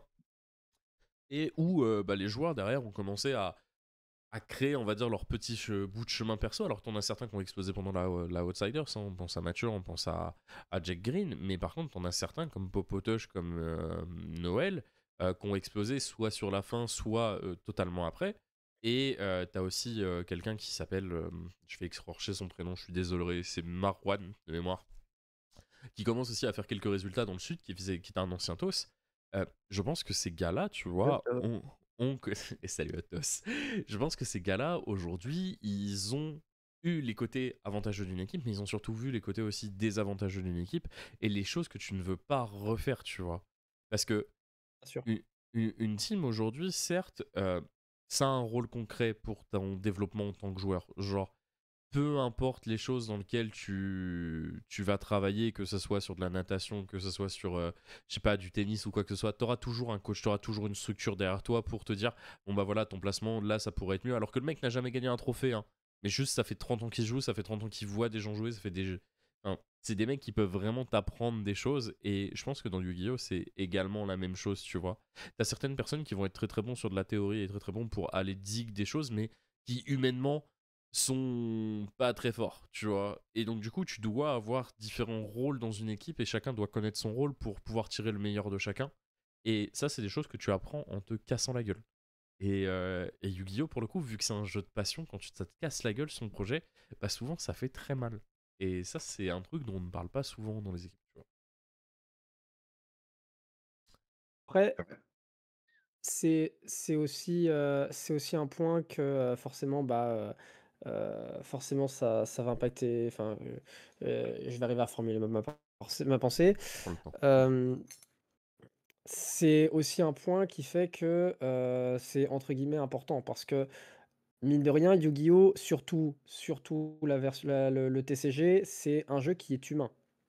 Mm. Tu vas croiser quoi qu'il arrive, que ce soit à une table, que ce soit dans une équipe, que ce soit même dans du perso, des gens qui sont forcément pas corrects ou alors sur lesquels tu pourras pas travailler avec. sans parler de ça. C'est aussi là où, entre guillemets, c'est comme tu l'as dit, hein, dans le mal de l'équipe, au moins ça te permet de voir, qu'il y a comment je vais y arriver. Hem, ça t'apprend aussi à faire avec, soit justement à te débarrasser de ces aspects pour progresser. Pour moi, c'est évident qu'une équipe doit, au moins avoir pas des valeurs, mais au moins des points communs, qui font qu'ils vont avancer dans le même sens.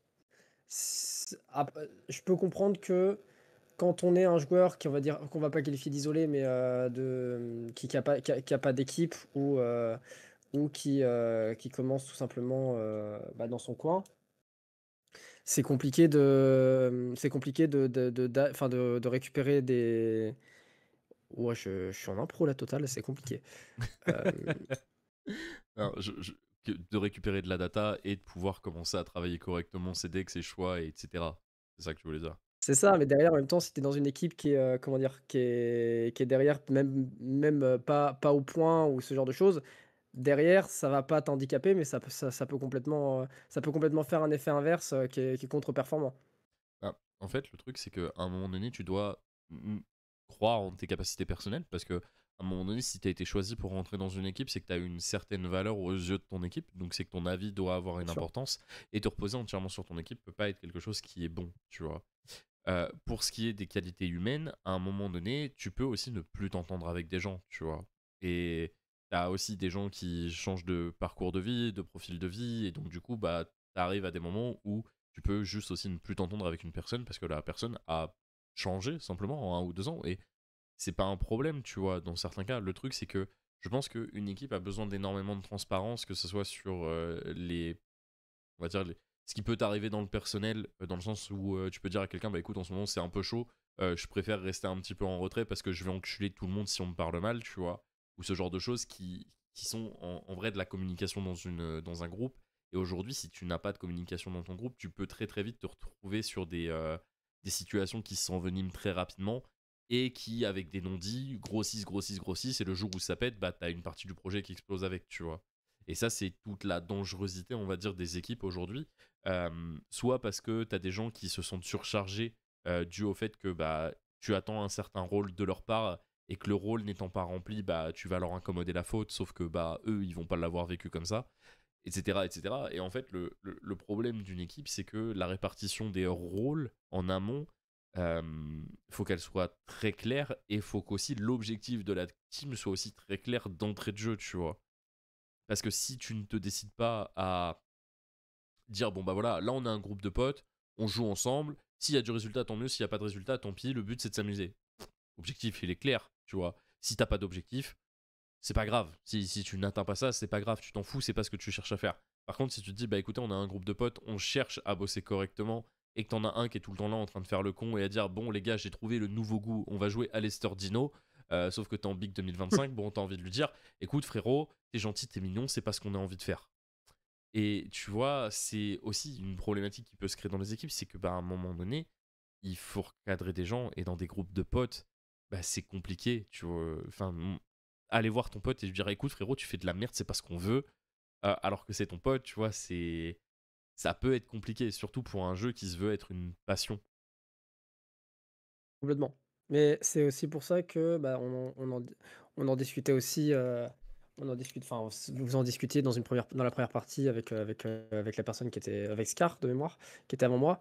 Les plus grosses, enfin comment dire, il y a deux types, il y a vraiment deux types d'équipes qu'on peut distinguer, qui sont les équipes qu'on va plutôt qualifier entre guillemets de casual, même si leur objectif c'est de se déplacer sur les événements, ou leur objectif c'est d'être là, avoir un maillot, essayer de faire de leur mieux, peut-être avoir un ou deux joueurs en top, mais au-delà de ça, c'est de s'amuser.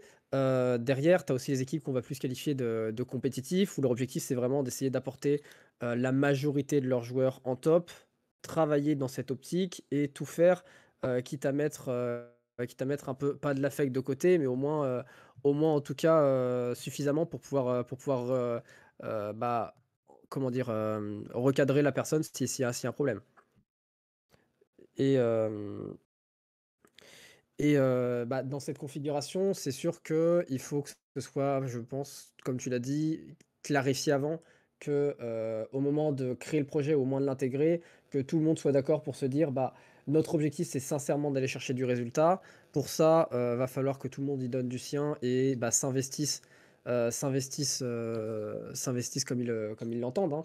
C'est d'ailleurs, au niveau de notre équipe, quand je suis arrivé dans mon équipe, enfin dans mon équipe et qu'on m'a demandé, des avis, comment est-ce qu'on pourrait progresser, c'est la première chose que je leur ai dit, c'est de laisser, par exemple, un temps d'adaptation aux personnes qui sont actuellement déjà, entre guillemets «dans le projet» ou alors qui veulent l'être, pour savoir s'ils sont prêts à s'investir compétitivement dans l'équipe, à savoir travailler leur liste, améliorer la méta, aider les autres aussi à bosser les match-up, tout en progressant, tout en se laissant progresser et être en accord avec cette philosophie.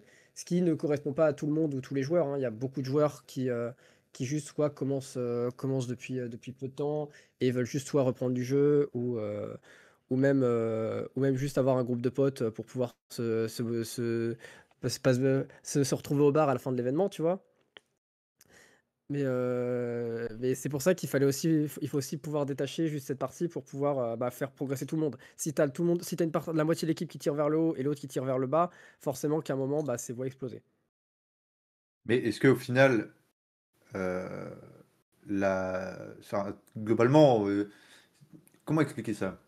Est-ce qu'au final, c'est pas l'objectif commun qui prime? L'objectif de la ARS, c'est être la meilleure de France et potentiellement la meilleure d'Europe. Et c'est quoi, Bien vous, sûr. votre objectif?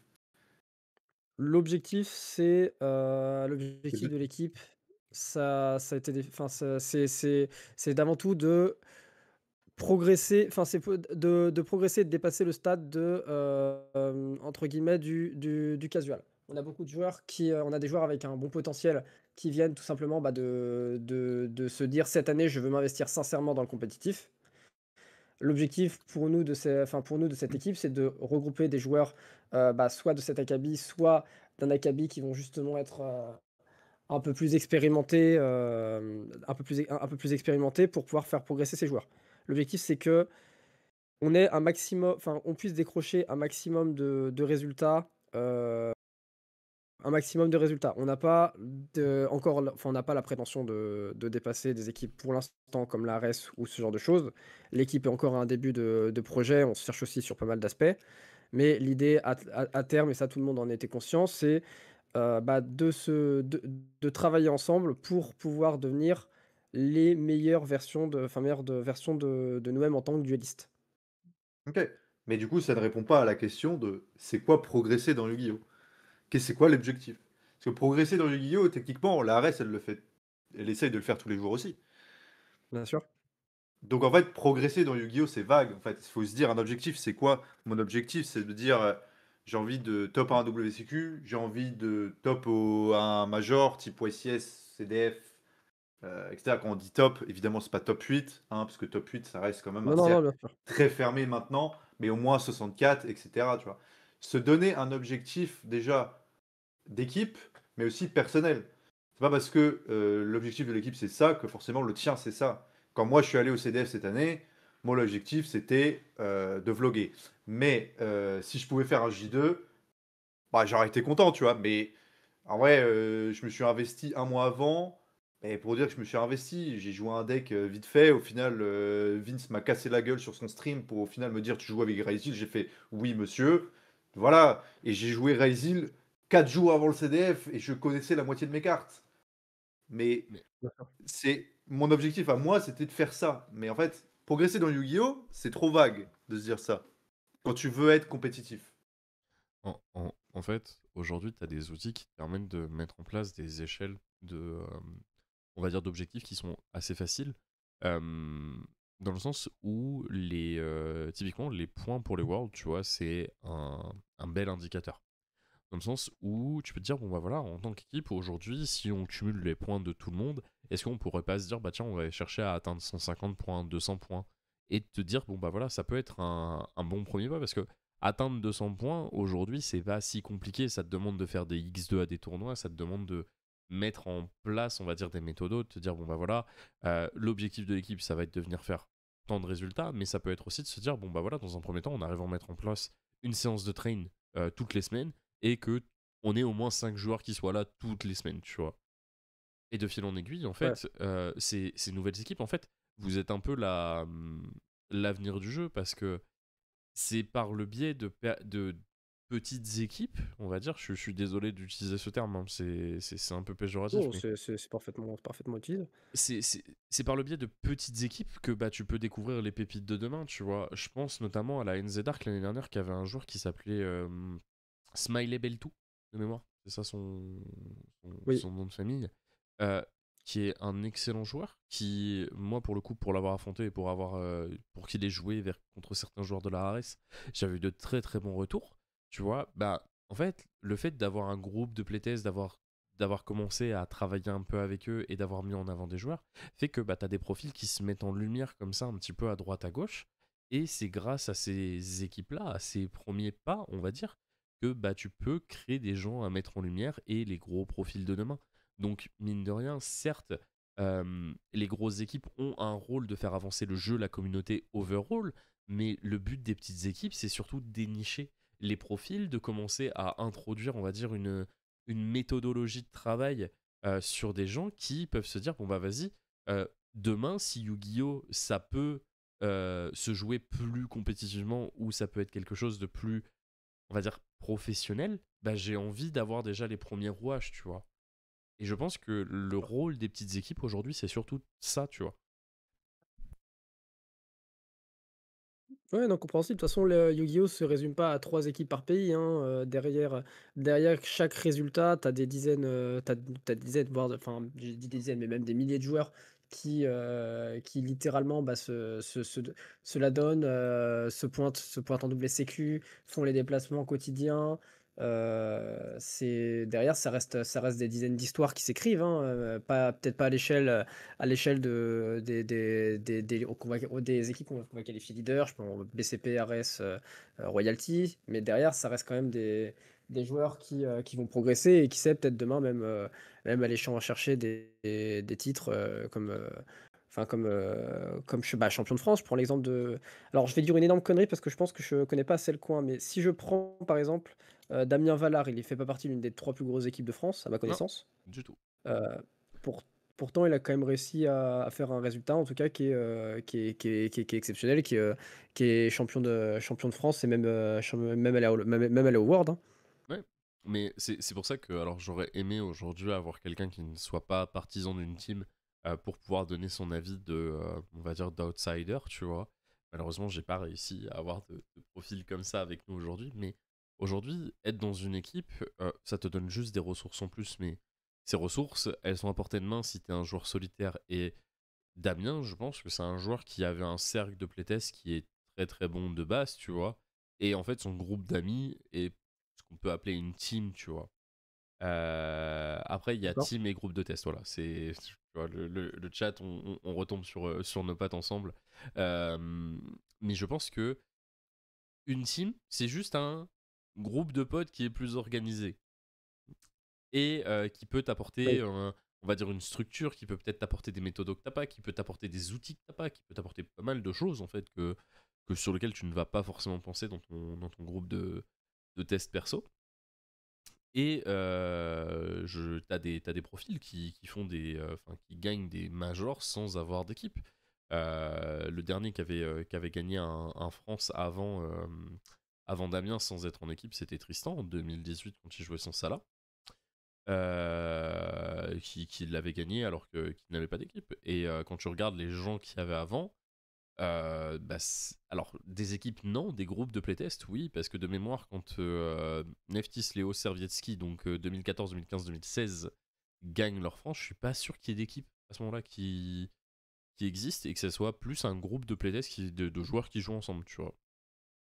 Léo faisait partie d'une équipe quand il était champion de France, non? Pas sûr de ça, vraiment pas sûr. Mais ça, après, je pourrais lui redemander, mais je suis quasi sûr à 90% qu'il avait pas d'équipe contre. Bon, Léo, maintenant, il fait des trainings chez lui et il nous fait des pizzas. Pour moi, c'est comme ça que je le vois. Et il est champion de France. Grotesque. Putain. C'est grotesque, mais voilà, en fait, aujourd'hui, je pense que les équipes dans Yugi, le rôle qu'elles ont à jouer aujourd'hui, c'est le développement du jeu et le développement des méthodologies de travail auprès des joueurs. Euh, Je confirme que non, il en avait pas sûr. De toute façon, on pourra lui demander, on est assez proche de lui pour lui demander. Mais moi, je suis partisan de, pour progresser, que ce soit en groupe ou seul, il faut se fixer un objectif. Même s'il est minime, tant que tu respectes ton objectif, tu te dis, ok, là, j'ai réussi mon objectif, c'est que du bonus, c'est cool. Et en fait, au fur et à mesure, tu vas fixer l'objectif plus haut. Ça, je suis d'accord. Ouais, c'est placer un objectif dans une équipe, c'est voir à ça. J'avais pas envisagé en effet le côté des points pour les Worlds. C'est un outil, certes, Alors, que par j'aime bien exemple, moi de mon grâce à côté. l'outil Athéna actuellement, en plus vous êtes dedans, magnifique, tu peux te dire, je sais pas, avant juillet enfin avant le début du championnat de France, je veux que l'équipe fasse X points. Peu importe le joueur, peu importe machin, je veux que l'équipe fasse X points. Bah, J'en après, sais rien, je dis ça comme ça, mais ou X top, ou X machin, ou après, t'as aussi plus simple, c'est qu'aujourd'hui, t'as un classement par équipe sur Athéna, tu vois. Et tu peux te dire, bon bah vas-y, je veux que l'équipe soit dans le top 16, par exemple. C'est bête, hein, mais top 16, c'est largement atteignable. Aujourd'hui, en France, il y a 25 équipes. Donc, J'en profite, je vais sur le site Athéna, qui est merveilleux. N'hésitez pas. Point d'interrogation Athéna dans le chat. Je sais pas s'il a été mis. S'il a été mis. ah putain, c'est fou. C'est fou, je me fais faire de la pub par les C'est les 3 viewers. minutes de pub, hein. Sachez, je suis pas payé C'est- pour ça en plus. Donc, moi non plus. Hein. Pourtant, je suis envoyé le PayPal avant de commencer.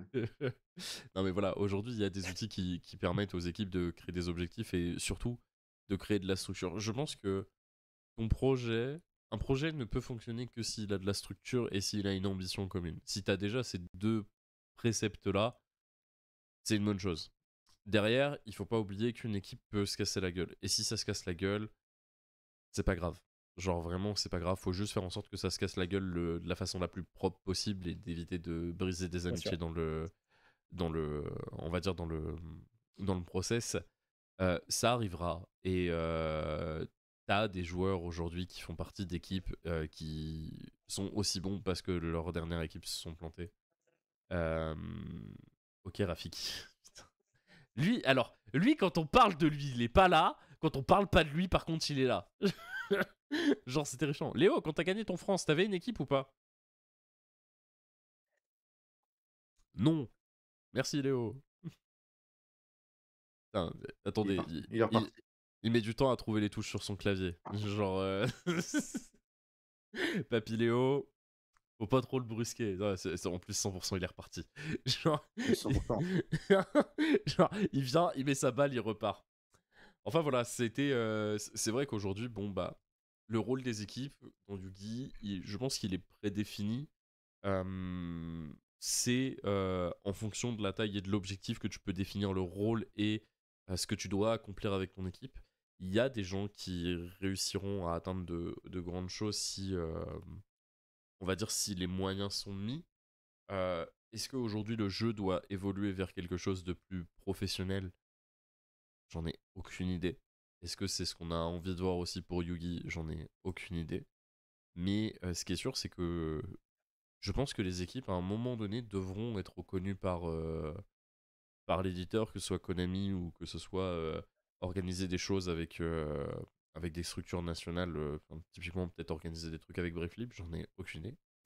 Bonjour le chat. Après, est-ce que le jeu doit se professionnaliser? C'est un autre débat. Ça pourrait presque faire partie littéralement d'un prochain Héropage. Hmm. Tu pourrais le mettre dans ton calepin, ça aussi c'est gratuit. Je le note, je le note, je Mais le note. non, mais globalement, c'est pareil. C'est oui, techniquement, enfin, oui, sur le papier, ça pourrait, mais c'est pareil aussi au niveau de Konami. Enfin, ça, c'est d'autres problèmes qu'on n'est pas maître du tout. Même si faire une ligue fermée, bon, ta liste, tu prends ton top 8, tu les fais se taper tous les 15 jours. Voilà, ça existe en théorie, tu vois, mais est-ce que derrière, Est-ce que d'ailleurs ça poserait pas d'autres problèmes aussi, entre guillemets au niveau éthique? On parlait notamment des joueurs enfin de certains joueurs qui potentiellement pouvaient se plaindre que les joueurs compétitifs aillent pas au local pour progresser avec eux. Si derrière, bon, ils viennent saper que sur une ligue fermée, pareil, ça va rigoler ça va rigoler, tu vois aussi, ça se comprendrait aussi. Je pense pas parce que du coup la ligue fermée elle est forcément streamée, elle est forcément retransmise quelque part et donc du coup t'as accès aux informations et donc du coup t'as accès à des choses et à de la data pour pouvoir progresser. Ah oui, non, bien sûr. Mais après, ça c'est pareil, je titille juste la bête entre guillemets, hein, mmh, j'irais pas jusqu'à dire que je serais partisan d'une ligue fermée parce que je trouve que ce serait absolument insane. Hem, mais je pense sincèrement que ce serait quelque chose, mais je comprendrais derrière que des gens kiffent pas aussi, ceux qui voyaient peut-être certains joueurs justement qui feraient ce genre de ligue, aillent au local, aillent au local chaque semaine et que tu les vois plus. Derrière, ça peut aussi, c'est ce qu'il disait, hein, il y a entre regarder quelqu'un jouer et jouer contre parfois, parfois entre Mais guillemets, tu apprends plus à jouer pour contre. pour revenir aux gens qui vont plus au local, pour moi, la question, elle a été répondue, c'est que les «gros joueurs» entre guillemets qui allaient au local avant, c'est que, bah, en fait, maintenant, ils s'entraînent en équipe et ils ont grandi, ils ont un travail, ils ont peut-être quelqu'un dans leur vie et cetera. Il faut Ouais, aussi se projeter ça. Donc la ouais, personne non, mais qui je suis sortait le samedi après-midi, bah, peut-être au lieu d'aller jouer à Yu-Gi-Oh! Au local pour se dire alors que, bah, je sais pas, ce soir, je pourrais m'entraîner avec, X personnes qui va être plus bénéfique. oui, bah, oui, Autant oui. que je fasse autre chose de ma vie, en fait. Je pense sincèrement que si tu veux te projeter dans du compétitif, pour avoir un peu vécu ce problème, je peux en parler. Il y a un moment où est-ce que, faut être un peu plus froid quand même et se dire que de toute enfin, si tu veux vraiment progresser à un certain niveau, le local suffira pas, Mmh. sauf si tu as, 4-5 joueurs qui t'obsédent tout le temps dedans. Mais il y a un moment où est-ce que, tu dois aussi pouvoir essayer de trouver un moyen de progresser par toi-même. Et Le bah, truc, c'est que même s'ils tapent tout le temps, tu les affronteras pas toi-même. Donc en fait, au final, ça ne Ah oui, oui, change rien. complètement. eh bien, écoute, en tout cas, parce que là on arrive sur la fin du passage et en plus de ça, je vois que le prochain invité est là. Ouah, incroyable. On va avoir tout le monde ce soir, ça va être fou. Bah, en tout cas, mon petit filou, merci d'être passé, merci d'avoir donné de ta personne, d'être venu parler un peu de votre projet, un peu de ta vision de ce que vous entendez sur le rôle des équipes. Est-ce que t'as des shout-outs à faire, toi? Moi, je vais en faire un quand même parce que oui, je vais pas partir en dire un. Mm. Je vais évidemment faire un shout-out forcément à la Hund, c'est l'équipe que j'ai créée, que j'ai aidé à créer en tout cas, récemment. Shout-out aussi potentiellement aussi, tous les, encore une fois, tous les genres, par lesquels, j'ai pu progresser et en être là. Et puis force encore une fois à vous les gars, pour terminer, cette émission. Bah, merci bien, mon petit filou. Moi, je vais te souhaiter une excellente soirée et on va pouvoir accueillir le troisième invité. Merci vous tous. Et puis, passe une bonne Avec soirée, grand mon petit filou. plaisir. Allez, des bisous. Salut, bonne soirée. Bon, mon petit Natou, on va arriver au troisième et dernier invité, qui n'est autre que un monsieur que tu connais très bien. Monsieur que Mon fils, ton c'est mon fils fils. spirituel. Mesdames et messieurs, Non. pour la dernière personne de cette émission Aéropage, on va accueillir très fort Spirou. Bonjour Spirou. Bonjour, bonjour Ça tout le va? monde, Kakou, kakou. le chat. Ça- Ça va? des petits C'est le problèmes de fils ce que d'enfant. j'ai cru comprendre. J'ai j'ai été en sueur pendant tout le temps et tout. Oh Bref, putain. euh, J'étais en sueur aussi. Je ne vais pas te mentir, j'ai été en sueur aussi. en gros, explication, jusqu'à 15-16 heures, tout va bien, tout se passe bien. Euh, ma v- J'avais internet, tout allait bien. Puis je lance une game de Valorant, comme à mon habitude. Et d'un coup, d'un seul, plus d'internet, plus rien. Et je vais voir, et en fait, les travaux dans la rue avaient mis un message que j'avais pas vu. Ils allaient couper internet pour faire des réparations. Et ça a mis un peu plus de temps que prévu. Du coup, ils viennent de remettre internet à là, 18h50 pour Je, ça. je vais augmenter le son de l'ami Spirou. Parce que en gros, je vous explique, son son est assez bas de base. Parce que quand je suis en vocal avec lui, Spirou joue à Valo. Il faut savoir que quand Spirou joue à Valo, il parle avec le Et chat tu de peux juste arrêter proximité. là, que les gens comprennent. Il parle avec le chat de proximité et du coup, son anglais devient un anglais de russe. Et c'est très désagréable quand vous êtes en train de parler et que vous entendez un mec qui fait 2 mètres et qui est en train de parler en russe à côté de vous. Je vous jure, c'est très désagréable. Normalement, son son Ouais. est augmenté. Sur ce, Spirou, moi j'ai qu'une question à te poser, c'est, à ton avis, c'est quoi le rôle des équipes et est-ce qu'elles ont un rôle concret à jouer dans Yu-Gi-Oh aujourd'hui? Euh, je pense que la première réponse c'est oui, elles ont un rôle concret à jouer. Je pense qu'on a pu le voir depuis plusieurs années. Ça fait maintenant longtemps que je joue à Yu-Gi-Oh, que ce soit plus ou moins compétitivement, de plus ou moins près ou loin. Hem, on a vu que à chaque fois qu'il y avait des nouvelles équipes qui se créaient, ça faisait émettre des nouvelles personnes qui arrivaient à faire des tops, on va dire, que ce soit plus fréquemment ou juste les personnes qui arrive à s'entourer de plein de joueurs, forcément au bout d'un moment ça pousse à s'améliorer et ça pousse à continuer à toujours, approfondir le jeu. Parce qu'à l'époque, c'était pas forcément le cas, tout le monde jouait un peu de son co dans son coin. Oui, ça allait, c'est un peu ce Theorycraft là, mais ça avait pas une envie particulière de progresser en petits groupes et du coup, c'était plus dur d'avoir une progression, homogène Mhm. sur, l'ensemble de la communauté et après est-ce qu'elles sont nécessaires? Je pense qu'aujourd'hui, il y a encore, on a fait un très bon pas en avant avec, c'est pas un placement de enfin, c'est pas voilà, mais juste, avec le fait d'avoir Athéna et la course au point par équipe, je pense que c'est quelque chose qui va être moteur de ça. Parce que moi j'ai vu le derrière de tout ça, parce qu'on se connaît, Papillon, mais le fait d'avoir des équipes qui se disent: «Bah, voilà, OK, j'ai ramené des points à mon équipe. Ah OK, l'équipe qui est dans la même région que moi, qui a des amis, je peux faire, oh j'ai eu plus de points qu'elle sur la saison parce que j'ai fait, des meilleurs résultats». Je pense que ça peut que même si on parle pas que des grosses équipes forcément, la RES, la Royalty, c'est la BCP, des équipes à plus bas niveau, un peu en compétition un peu plus fun, je pense que ça peut aussi pousser les joueurs à se dépasser et à essayer de avoir des meilleurs résultats tout au long de la saison et d'essayer de récupérer des points. D'avoir un suivi comme ça où, il y a un classement en fait. Bah, je pense que cet outil pourrait permettre à terme d'organiser une espèce de ligue sur les périodes un peu creuses de l'année, je pense notamment entre le CDF et le CDE, euh, pour pouvoir créer quelque chose entre l'équipe, surtout que bon, le CDE c'est le dernier event de l'année, donc les points sont un peu finis à ce moment-là, et donc du coup avoir accès à un outil comme ça pourrait permettre de faire un espèce de battle royale des teams.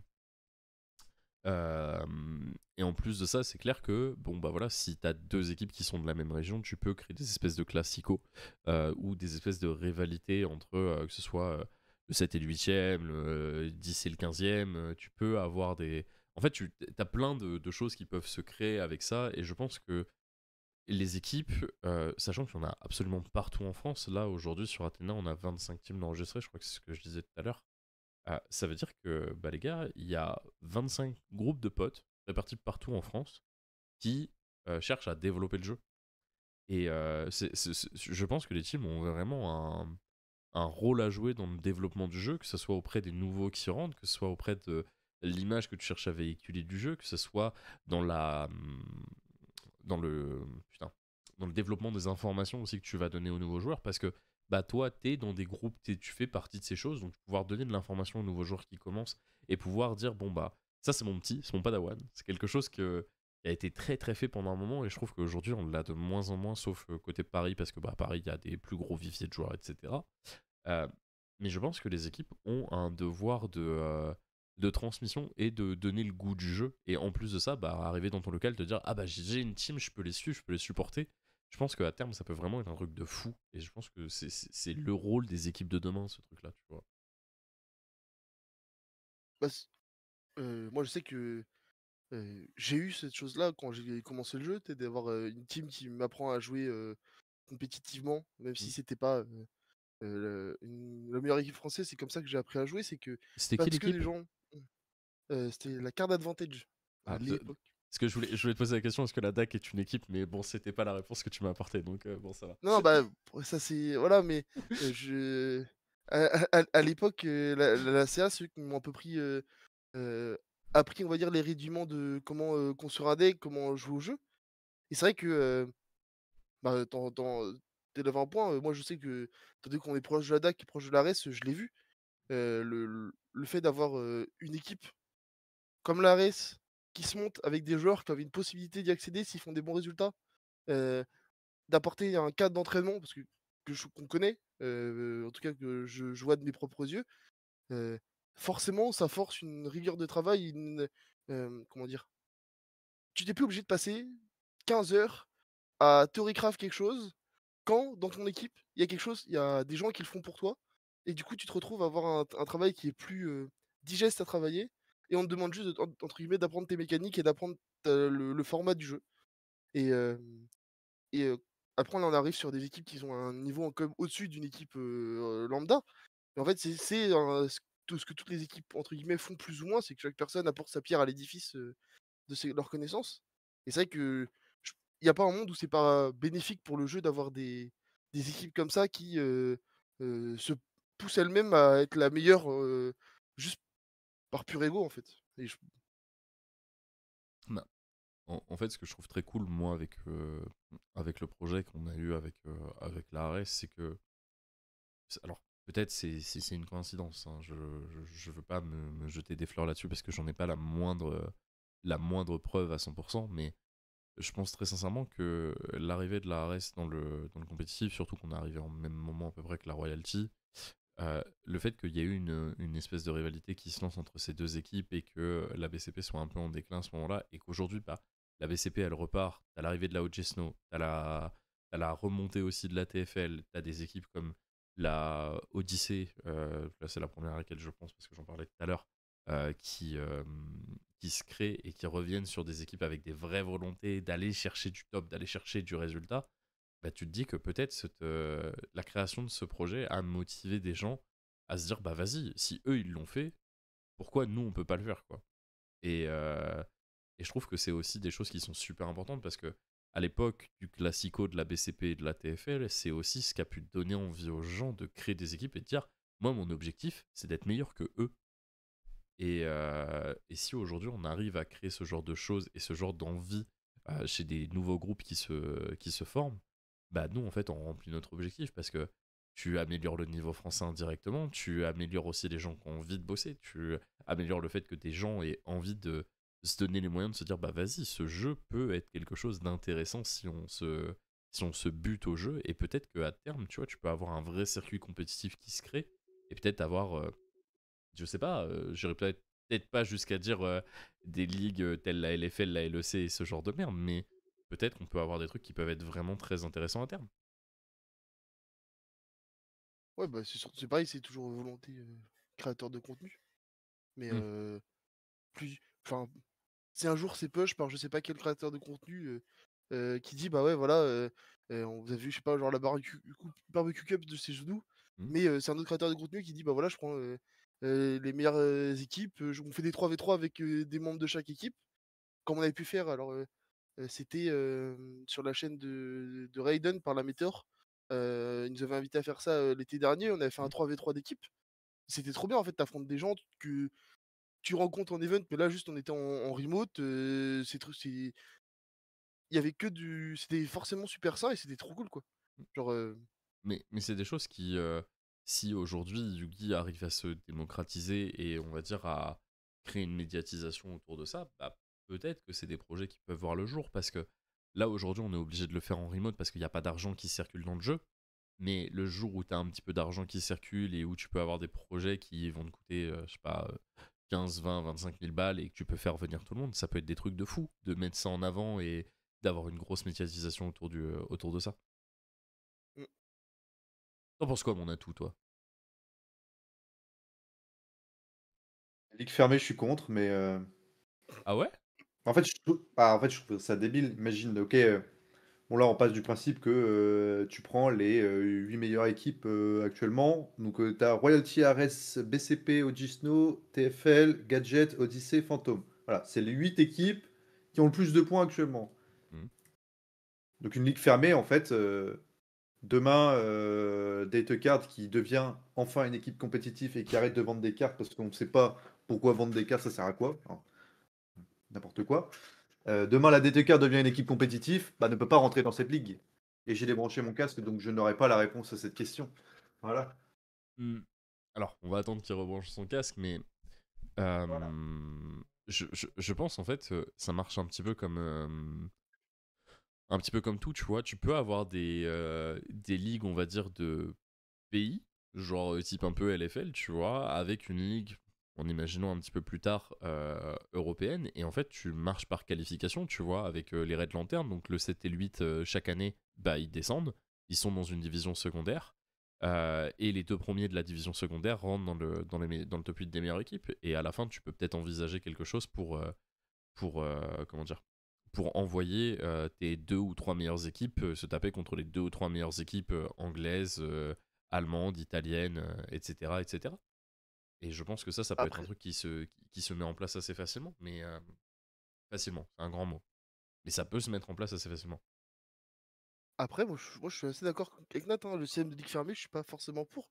Imaginons, je sais pas, t'es une petite équipe, tu montes avec tes deux potes, vous faites un super résultat en YCS, YCS suivant aussi, vous faites un super résultat, et vous vous retrouvez, parce que vous êtes, entre guillemets, un peu moins que dans une autre grosse équipe, vous n'avez pas possibilité de faire tous les doubles sécu, faites deux grosses perfs qui vous emmènent assez haut dans le classement, mais vous êtes, je sais pas, genre quatrième de ta Ligue 2. Mais en fait, tu serais virtuellement, tu serais huitième du championnat 1 au même prorata de points. Bah, Non, mais en fait, c'est pas tes cette points. équipe-là sur l'année-là, oui, non, mais cette équipe-là sur l'année-là, elle aurait pu C'est aller. faut couper le débat parce que c'est encore un autre débat en fait. Oui. Là, on rentre dans un autre truc où le truc c'est que c'est pareil. T'imagines, t'as une ligue fermée. Est-ce que les joueurs qui font partie de la ligue slash équipe ont le droit de participer à d'autres tournois? C'est Ouais. compliqué, hein. Bon, après, Voilà. ça devient, ça devient Voilà, encore c'est un là autre on débat, rentre dans mais un autre débat, mais du coup, comme là je vois le foot, tu as une Ligue 1, tu as une Ligue 2. Ah d'accord, mais bon, je connais rien au foot, mais pourquoi Messi peut participer, enfin, il a autant gagné, est-ce qu'il a le droit de jouer avec Spirou dans la Five? Alors, oui, il a le droit, mais je pense que là, on est en train de s'emmêler les pinceaux sur des sujets voilà, c'est qui ça, sont ça part en couille, Mais Franchement, oui, tout ça pour dire que, en fait, aujourd'hui, au niveau de la médiatisation, les équipes, elles ont un rôle qui est primordial à jouer. Euh, que ce soit pour le fait que le jeu soit de plus en plus sain, tu vois. Et je pense qu'on a un vrai travail en tant que team de communication, que ce soit dans les locaux ou que ce soit dans les... merci pour le sub. Que ce soit dans les locaux ou que ce soit dans les événements régionaux, voire nationaux, pour dire, bon bah voilà, nous, on est, on va dire, l'exemple à suivre. Et c'est grâce à ça que bah, peut-être tu peux influencer de nouveaux joueurs à rentrer dans le compétitif, à essayer de se dire, bon bah vas-y, je fais de la compétition, parce que t'as aucun autre jeu que le TCG aujourd'hui qui peut rentrer en compétitif aussi facilement. Genre même du League of Legends, tu rentres pas dans des compétitions aussi facilement, dans des compétitions à haut niveau, de façon aussi simple. Là, t'as juste à t'inscrire sur un tournoi qui est organisé à côté de chez toi. Le France, peu importe le résultat que tu fais, tu peux y participer. Enfin, tu te retrouves très facilement à faire du compétitif parce que tu joues à un jeu de cartes. Et je pense que c'est important pour les équipes de mettre ce bien en avant et de dire aux gens, bah écoute, même si c'est ton premier tournoi, bah tu peux jouer contre le champion de France actuel, tu peux jouer contre un des meilleurs joueurs d'Europe actuels, tu peux jouer contre un gars qui a fait les Worlds actuellement. Bon, ça peut-être ça fera flipper le mec, mais en fait t'es pas à l'abri de tomber contre n'importe qui, et c'est ce qui fait la beauté du TCG. Tu peux être à ton premier tournoi et quand même affronter des joueurs d'un gabarit assez ouf, et tu peux aussi le gagner ce tournoi, tu vois. Bon, tout est à balancer. Mais voilà, il y a un monde où ton premier tournoi, tu peux faire un vrai résultat et faire quelque chose de très intéressant. Et je pense que c'est au rôle des équipes justement de pousser ces choses-là en avant, de dire bon bah voilà, j'ai une petite asso dans la ville, peut-être qu'on fait des initiations aux gens, peut-être que bah, les joueurs qui sont un peu plus casus, venez, on essaye de papoter un peu, on vous explique un peu le rôle de l'équipe, etc., etc., de te mettre en relation avec tes boutiques, et d'être là pour pouvoir organiser des petits events, et de te dire bah vas-y, on communique au maximum à la scène régionale dans un premier, enfin locale dans un premier point, puis régional, puis départemental, etc., etc., etc. Oh, je vous ai perdu tous les deux là. Non, si, si. Non, si, si, mais si, juste, j'essaie pour pas être redondant, mais c'est sûr que oui, comme on dit, les équipes, c'est vraiment le point d'or de tout ça. Même, je sais pas le nombre de fois où moi j'ai commencé Yu-Gi-Oh! En venant mon DC, j'étais vraiment le tout petit. Donc en fait, ce truc-là, je l'ai vécu. C'est quand tu arrives dans le DC et que tu as besoin de conseils, c'est ces gens-là vers qui tu vas plus facilement te tourner parce qu'ils représentaient déjà quelque chose. Mm. C'était pas un joueur indépendant, c'est des gens qui sont unis par le fait qu'ils soient dans la même équipe. Et c'est sûr que forcément, quand tu vois, euh, euh, bah, les gens, pour moi, meilleur exemple, c'est la TFL. Ils ont fait avec les petites paris sur plusieurs années. L'encadrement qu'ils ont mis, c'est vraiment sur quoi devrait tendre toute équipe, que ce soit avec des plus petits ou des moins grands, hein, peu importe l'âge, mais quelqu'un qui vient de commencer, le prendre par la main et vraiment lui inculquer la bonne manière de travailler dans Yu-Gi-Oh! Et la bonne mentalité dès le début.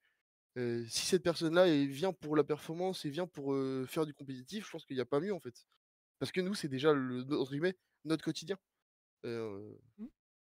Ouais, puis au-delà de ça, enfin, comme je le disais, aujourd'hui c'est assez facile pour une équipe de mettre en place une chaîne YouTube, de faire des formats un peu à la con, que ce soit un vlog, que ce soit un échange entre potes sur un sujet. Et en fait, c'est des petites choses qui peuvent faire que tu crées une espèce de fanbase. Et avoir cette espèce de fanbase, ça peut donner vraiment des ambitions à certaines personnes. Genre quand on était au France cette année, un truc qui m'a extrêmement touché, c'est quand Barcode faisait l'interview des gens en disant qui vous voyez gagner pour le championnat de France, et que t'as certaines personnes qui répondaient un mec de chez la Ares, ça fait giga chaud au cœur, parce que tu vois, non seulement en fait tu ne pointes pas quelqu'un en particulier du doigt, mais c'est que tu pointes en avant une structure entière de personnes qui sont en capacité de gagner. Et tu vois, au moment où moi j'ai revu les interviews et où t'entends ça, tu te dis c'est bon, aujourd'hui on a gagné le pari qu'on s'était posé, tu vois. Et peut-être que d'ici quelques années, t'auras des vrais affrontements inter-teams sur des events comme ça, où ça sera, moi je vois bien gagner un mec de la BCP, je vois bien gagner un mec de chez la Arès, je vois bien gagner un mec de chez telle équipe, etc. etc.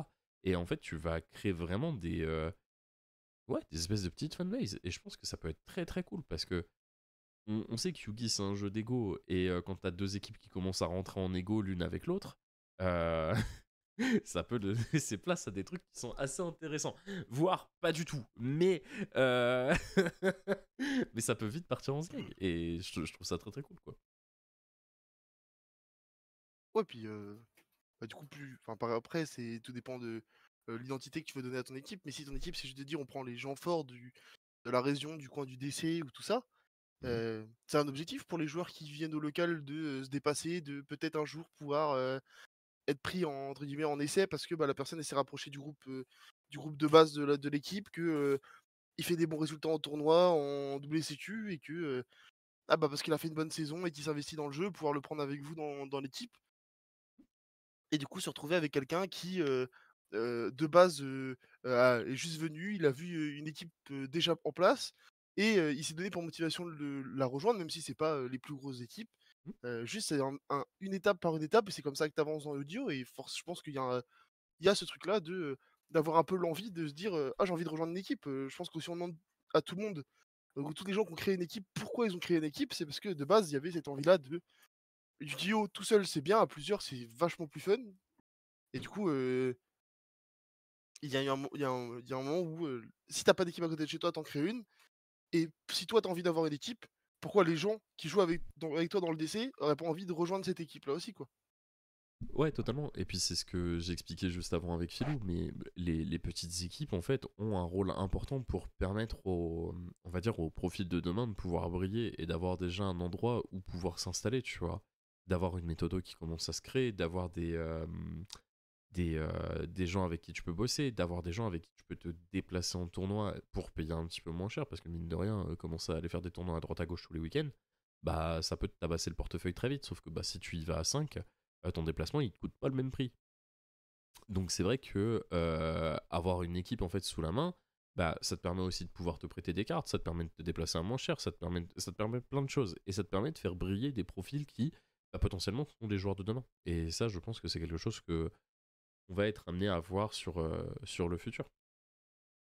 Même d'avoir entre guillemets, des sparring partners, des gens qui, à n'importe quel moment de la semaine, oh, bah, y a pas local, ok, d'accord, t'es sur Discord, bah viens, on se tape, viens, on s'attrape au bar, on va ou chez toi, Ah, on reconnaît les on va Bretons là. jouer. On s'attrape au bar. Non, mais ce que je veux dire, c'est que moi, je prends l'exemple YCS Lille, là, Hmm. Théo Julio, Luna Light, Top 64. La progression qu'il a sur le jeu depuis qu'il fait partie de la Pingu Canet, qui est une équipe rennaise qui s'est montée. Elle est un. Elle a un logo Tu vois cette les équipe? progrès au quotidien? Ouais, elle a un super logo. Ok. Ah, Ah, c'est un token, mais tu peux t'en servir pour logo. Ok. Ah, Parce ça que le pourrait être capitaine, ça. il a pas fait le logo, c'est pour ça. Ok. Mais non, non, euh, tu le vois en fait, c'est-à-dire que même, alors des profils, il est sur la DAC, je fais un peu de pub, mais T'as raison. les émotions qu'il a, c'est son premier top majeur, à la fin quand il veut faire des shout-outs, les émotions qu'il y a dans les shout-outs parce qu'il est trop content d'avoir top, qu'il voit que c'est un investissement qui porte ses fruits et que, bah, comme il dit, c'est ses copains qui sont tous là autour de lui, ils l'ont vu aller au bout et faire son top majeur, c'est un sentiment incroyable. Hmm. Et, non, non, faut pousser tout ça, même si c'est pas des grosses équipes tu en mode vous avez pas, des budgets limités, tout ça. Juste déjà, vous rassembler et vraiment, juste, partager vos connaissances, jouer ensemble. La motivation que ça donne aussi. Quand vous vous mettez à plusieurs pour, comme on dit, tryhard un event, des choses comme ça, c'est beaucoup plus simple de trouver de la motivation quand il y en a un qui l'a pas, l'autre va l'avoir et va te pousser un petit peu derrière pour que tu viennes, faire le training ou, et vice versa. Et ben, du coup, tu mets plus d'investissement. Vu que tu mets plus d'investissement, tu te sens plus confiant pour y aller et du coup, tu vas par reculons. Tu te dis pas: «Ouais, j'y vais, mais j'ai pas assez train, si je fais X3 drop, c'est pas grave». Bah non, Euh, tu vas avec un peu cette gain là et c'est important d'y aller avec ce petit intérêt là aussi aux events. Ouais, de fou. Honnêtement, de fou. Et enfin, c'est ce qui fait aussi la beauté d'une équipe, c'est que bah, t'as des gens pour te supporter derrière. Et quand tu réussis, tu te dis pas, ouais, j'ai réussi tout seul. C'est que t'as tout le monde qui t'a porté. Et même si c'est un jeu qui est solo, bah, les heures et les heures que t'as passé à t'entraîner, les heures et les heures que t'as passé à mettre dans ton deck, bah, c'est un investissement collectif, tu vois. Et quand tu te dis, bah vas-y, on a réussi à aller jusqu'au bout, mais tu te sens, t'as tellement de fierté. Tu te sens trop bien parce que t'as, non seulement toi, ça te fait du bien à l'ego, mais en plus tu te dis, vas-y, ce qu'on a fait avec nos potes, c'est concret. Ça veut pas rien dire, tu vois. Et c'est aussi ce qui fait la beauté des TCG, c'est que c'est des jeux qui te mettent tellement une dose d'endorphine quand tu réussis à faire du résultat que c'est trop agréable et c'est pour ça qu'on y revient. C'est tout le temps la même chose, c'est pour ça qu'on y revient. J'étais content aussi parce que c'est ton pote qui a fait du résultat, Ouais, de fou, au Ouais. final. de fou. Enfin, moi je revois quand Mathieu il a gagné le YCS, j'étais stun irréel. Genre, je ne pouvais plus parler parce que tu te dis, waouh, vas-y, on a mis tellement d'investissement pour ça et ça a marché. C'est une expérience de fou à vivre. Et vraiment, que ce soit sur un top régio, enfin les premiers top régios que tu fais, ils ont une saveur qui est tellement agréable. Les premiers top majors, c'est la même chose. Mais vraiment, quand tu gagnes tes premiers events, que ce soit ton premier local, ton premier régio, tes premiers top majors, c'est un truc de fou, tu vois. Et je pense qu'une équipe, ça amplifie absolument tout ça. Parce que quand t'as 5 connards dans la salle qui crient au moment où tu gagnes une game, bah, je te jure que ça, c'est une sensation qui est folle, tu vois. Même outre ça, moi je prends l'exemple, quand on a CDF, pas l'année dernière, mais encore avant. Début de la race, moi les gens de la race, je les connais de nom ou vite fait, je les connais pas plus que ça. Et pourtant, tu là, tu fais ta run, round après round, tu fais des victoires, tu passes en stream, tu as possibilité d'aller faire ton top 64. Ils Mm, étaient tous en mode: «Vas-y, la motivation, c'est mm. pas forcément, aujourd'hui j'ai appris à les connaître, donc on a beaucoup plus où je suis ami avec eux. Mais à ce moment-là, je les connais, sans plus et pourtant eux, leur tournoi, il s'est mal passé et c'est pas pour ça qu'ils vont, bad mood, «Bah non, faut pas me parler», non, vas-y, c'est des copains, le mec il peut top, bah, on continue, tu vois? Et je pense que c'est ce côté-là aussi qui est vraiment important, dans d'avoir une équipe, quoi. C'est le fait d'être soutenu même, «Oh bah, t'as fait une mauvaise game, bah, c'est pas grave, on te change les idées, t'es pas là pour penser à ça», te retrouver tout seul face à ta Ah, game et de ressasser pendant 30 minutes, c'est dur, quoi. ouais. Et de dire, bah, happen, go next, on est bon, quoi. C'est ça. Non, bah, en tout cas, En tout cas, bah, on arrive gentiment vers la fin de l'émission. Merci mon Spirou d'avoir été avec nous et d'avoir Encore désolé, gracieusement accepté ma prise d'otage sur cet T'inquiète, ça fait aéropage. plaisir. Est-ce que tu as des petits shout-outs à faire, mon Spirou? Ouais, bah bien sûr, shout-out à la DAC, la meilleure boutique de rachat et de vente de cartes. Non, on n'est pas une équipe, on me fera pas dire cette connerie. Euh, non, shout-out à tous les gens que je vois en event et avec qui je peux discuter, c'est toujours trop cool. Les gens de la RS, surtout ceux qui étaient au 5, c'est des bons, c'est bien marré. Et non, aux gens de Rennes qui font encore vivre cette communauté. Dame Dame qui, grâce à l'assaut, pareil, a redonné de locaux quand les 2 boutiques qu'on avait voulaient plus en faire. Donc voilà. Merci à tout le monde. Merci à eux en tout cas. Eh ben Et écoute, puis merci à toi Spirou, bisous à vous. merci à toi mon petit Nat d'avoir aussi joué le jeu avec moi ce soir et d'avoir pris le temps de papoter sur ce sujet. Pareil, si t'as des petits chalotes, mon Nat, c'est ton moment. Que je fasse ma sortie d'émission. Franchement, moi, c'est mes copains de MD, hein, de la RS, hein. Je les aime, hein, de tout mon cœur. Oui, On, je ne on, suis pas forcé pour dire ça. on reviendra plus fort sur Master Duel d'ailleurs. Je vous donnerai des nouvelles incessamment sous peu. L'équipe avance gentiment. On arrive enfin à structurer quelque chose d'un petit peu plus intéressant. Il y a eu des petits soucis cet été, mais c'est sur la bonne voie. Écoutez, si vous avez découvert la chaîne maintenant, n'hésitez pas à lâcher un petit follow. Ça fait toujours plaisir. Ça permet de soutenir ce genre de projet. Si vous n'avez pas pu voir en entier sur Aéropage, faites un petit point d'exclamation replay. Vous allez directement arriver sur notre chaîne replay. Ça sera posté d'ici une petite heure, je dirais, sur la chaîne. N'hésitez pas à aller visiter Athéna si vous ne l'avez toujours pas visité et que vous voulez vous lancer dans le compétitif ou si vous voulez commencer à toucher un petit peu aux cartes. Moi, je vais vous envoyer chez l'ami Jet. Baissez un peu votre son parce qu'il a une voix qui porte, le frérot. Merci à tous d'avoir suivi ce stream. Je vous fais à tous d'énormes bisous et je vous dis à demain pour le prochain stream. Allez, à plus.